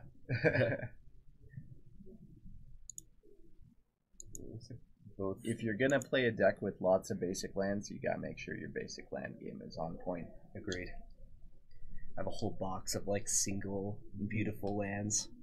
That, like every time I build a deck, I'm like, all right, what ones we using? We're gonna find a way to use these. Yep. Bunch of full art foils and yeah, I've got my APAC islands all and, set aside. I've got Euros, yeah. Yep. Got my Euro planes all set aside. Yep. Like just waiting. Ready. Just waiting. Just waiting. I'm a little sad though because I still need to get one more pack of Apex. Mm-hmm. I have 2 out of 3. You're missing the clear, or the? I think so. Yeah. It's the one. It's the one with the planes. That's the sunflowers. Okay. Yeah. Yeah. So I have like the Fuji Mountain, and I have the. They're the all grid. arena lands, Jorgensen. Man, life's hard. I like the 96 arena lands. They're sweet. No gurus. No, they're so expensive. They are. My goodness, I wish I had one of each. Yeah. I wish. I'm sure there will be a day where I do, but that day is not. Close. Not today. Yeah. that day is not today. All right, both tables have been shuffling. I guess we'll see. Looks like these guys are going to start before Noah and Joshua, so we'll at least get to see who won. Still on the fence about Mountain Art. For a while, I've been on kind of the Mount Fuji APAC. Yeah. But I don't know. There's been some good Mountain Art. I have a couple that I really like, and I swear like nobody's going to agree with me on this, but I like the Ice Age mountain. Okay. But there was a reprinting of them. Yeah, people are going to be mad about this once I say this. But there was a reprinting of them. The symbol is just the letter D. Yeah. I can never remember what the dark. dual deck was called. No. Or the Dual Masters, whatever. Yeah, whatever. And it's like I have some near mints of these white border versions of them, and I think they're really, really pretty. I use them more than I should, I think. Deck Masters, that's Thank what you, it Deck is. Master Thank you, series. Jorgensen. Alright, so here we're going to see a Blood Moon coming down on Kevin's side of the board. We are going to jump away from this here in a moment. I want to get back to back to our finals. For sure. But we'll see the first couple turns, I guess. Turn 1 Blood Moon. That's the thing. Yeah, those are pretty too, Jorgensen. I agree. Anthologies, yeah. I really like white borders when they're near mint. The second they get any dirt on them, they're really not good looking. Punishes the player with lands in front. He's got a Deathrite Shaman. He'll be fine. Maybe. Alright, looks like our other match is getting started, so let's jump back over there. Okay. Basic Island from Noah, no play. And then Joshua's got a Scalding Tarn, and he's going to search for a land. Probably an island or a mountain kind of land. Yep. Joshua's been kind of consistently fetching basic island to start things out with, but here he goes for the volcanic. And I think that's the right call for the matchup, regardless of what you're doing. This is not a matchup where back to basics is gonna be all that relevant. No. So for sure. Yeah.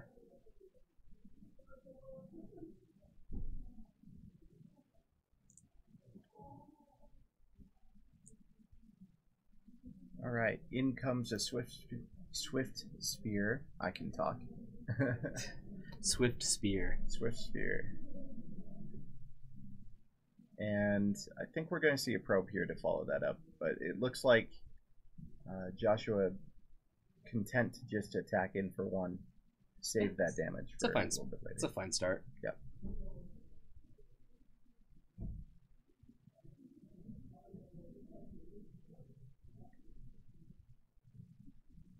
Noah passes turn back after playing Flight Strand.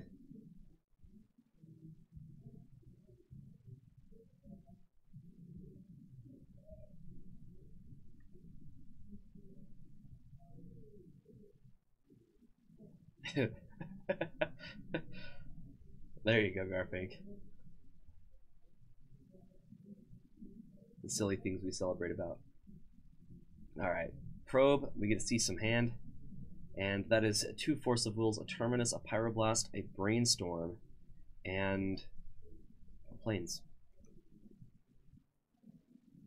Chooses to brainstorm afterwards. Keep him guessing about what's still there and what's not. Mm-hmm.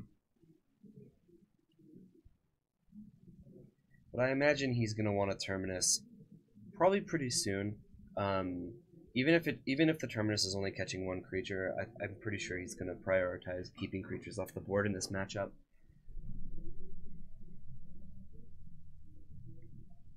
So in comes a Chain Lightning to the face. We're going to see second Prowess trigger.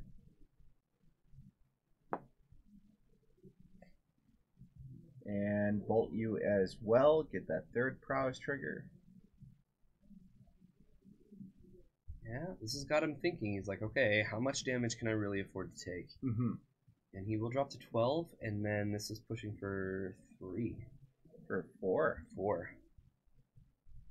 Brainstorm in response, and you have to imagine that Predict, this is brainstorm. This is just going to put the Terminus back on top. Absolutely.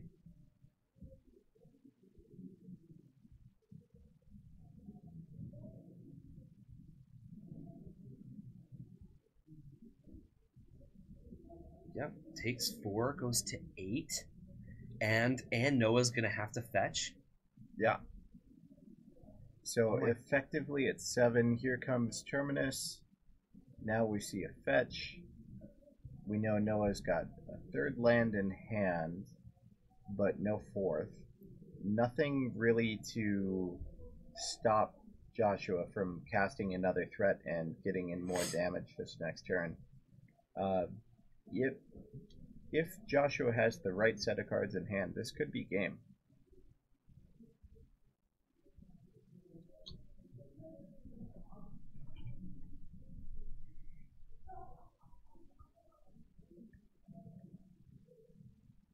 The other thing to mention, I saw a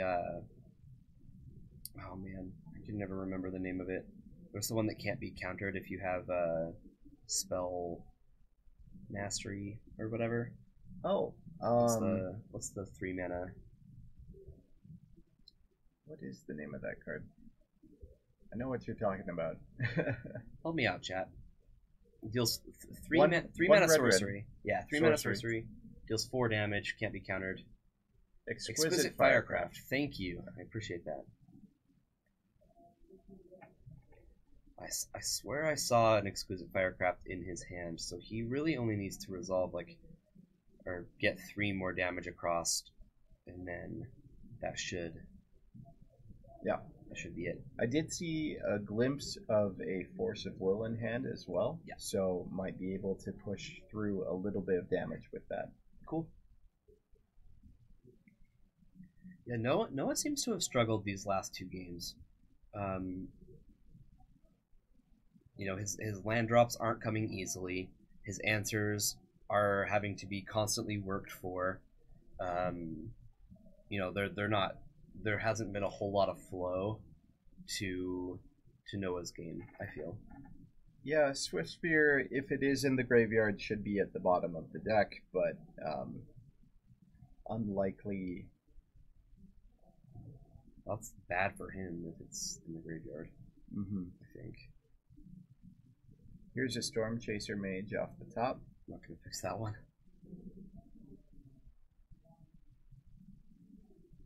Noah goes down to 6.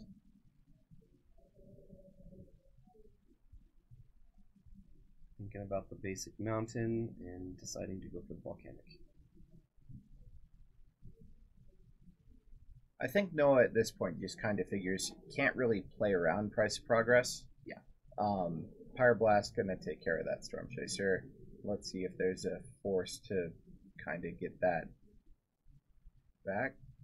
I think he's just gonna let that one go. There's a good chance that Josh has taken Price of Progress out of his deck, though. Exactly. Noah's deck is pretty good about getting basics. So many basics.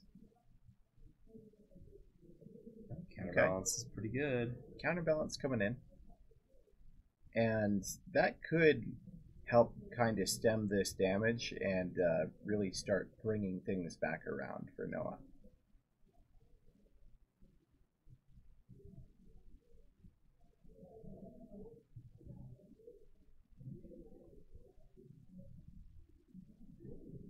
Yeah, I don't think I would leave him in. I agree, Cap.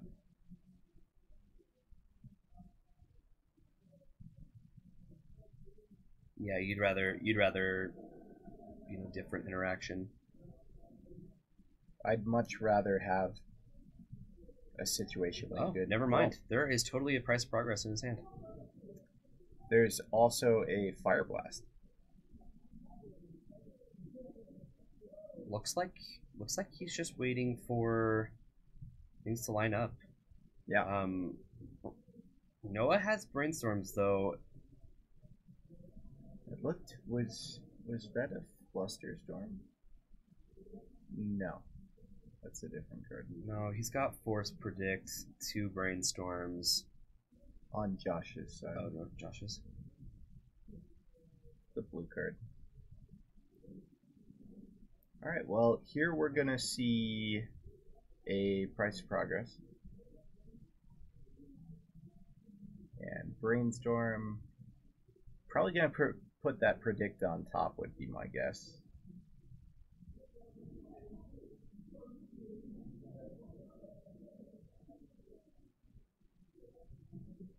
What's even more awkward is he actually has Terminus in his deck, and that can counter Fire Blast. Mm-hmm. Counterbalance is looking mighty fine right here. Yep. There's still one more Brainstorm. This is effectively a counterspell. Sure.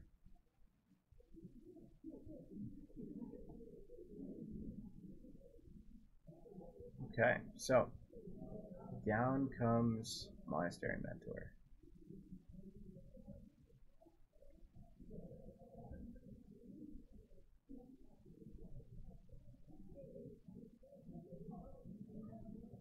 Yep, just an untap. Mm-hmm. Is that another Exquisite Firecraft? It might be. Because if it is, that'll do it. Here comes Firecraft. 4 damage to face. I have Spell Mastery.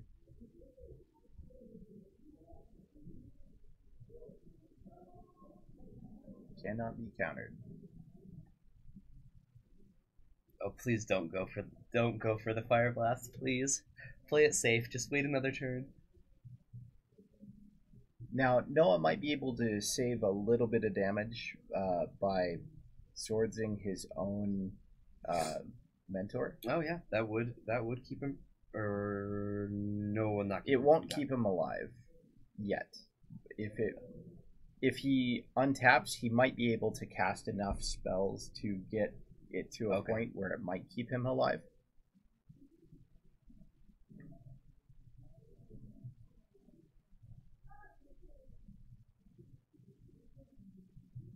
It'd be quite a bit. Here we're going to see an untap.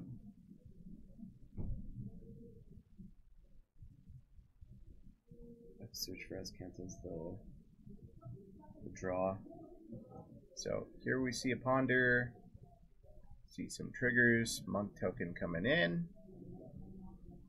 Snapcaster in the top 3. Jace as well. And a thing.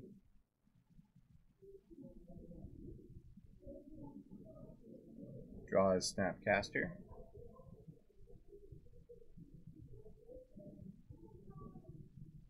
In for 3.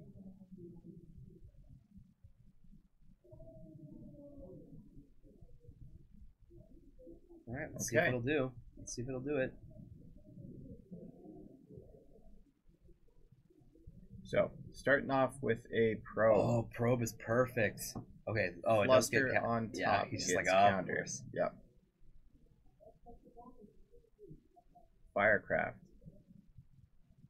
Targeting you. He needs to cast 3 spells. Well, we know he can cast at least 2. I think he's got. Doesn't he have a Pyroblast as well? He might. But that 2, 3. Okay, he has double swords now. I think he can.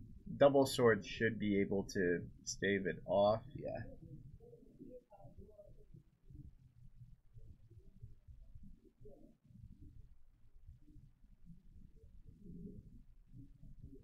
Is it going to be a predict?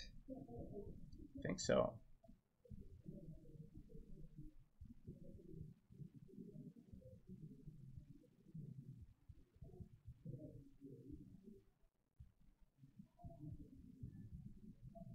Throws away the Scanta. Here we see a swords targeting Mentor. This is getting him 4 life. And the thing is, if he goes for a Fire Blast here, Noah can't even force because he's at 1. He'd have to flip Terminus off the top. So now is the time. Blind Fire flip. Blast. He has to do it in response. Yeah, response Fire Blast you. Unless he has Terminus on top, which he did Brainstorm, didn't he? No, he predicted. Oh, you're right.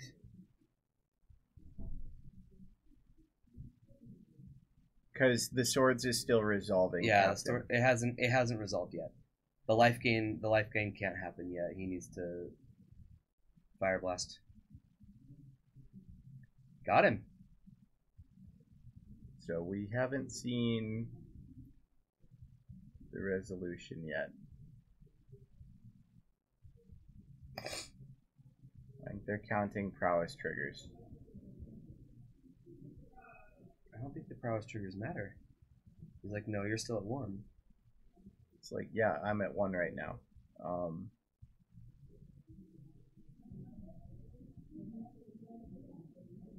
Let's see, Terminus or bust.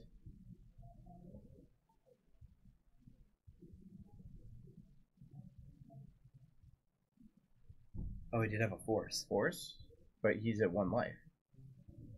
And there's a force back. And he looks at top card, doesn't do it. So game goes to Josh. Wow. That was an interesting match. Huh. Let's see. What? Kevin must have cleaned that up really fast. Wow. Okay, so there's no round 5s that I don't know about, right? As far as I know, there's no round 5s.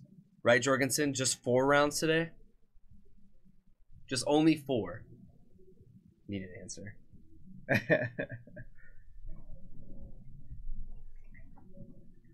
So, Blue Red Delver. Yeah, we've seen it do. There should be 5 rounds. Should be. Hell, there should be 9. Oh man, I like your answer, George. Yeah, Blue Red Delver's a deck that we've seen do well a couple times. Yeah, and I've picked it up a couple times. It was great. Powerful. Yes. Inherently powerful. Mm-hmm. It's a Delver deck that has a little more reach than most. Mm-hmm. QC, I think it kind of is meta dependent. It is. I mean, Firecraft looked pretty darn good there, but without the second one, I don't know if it would have looked good. Yeah. Yeah, Vortex. Yeah. Vortex would have looked really good in that game. For sure. Yeah. So, well, cool. Well, thank you guys for tuning in for 4 rounds of Legacy action. Just 4. Just 4. Sorry, Casual 4. not 5. Casual 4 rounds. Yeah, thank you so much, guys. If you guys like what you're seeing, be sure to tune in. We do these tournaments twice a week. If you guys are looking for other Legacy action, make sure you tune in to Kyre and various guests as they play through rounds on Magic Online throughout the week. And where can they get that schedule? I think that schedule's actually going away pretty soon, so we'll keep people updated on what's going on with that. Awesome. Well, in the meantime, we'll see you back here for more live Legacy action in the next couple weeks. So awesome. Thank you so much, guys. And as always, Hail Heroes. Hail Heroes.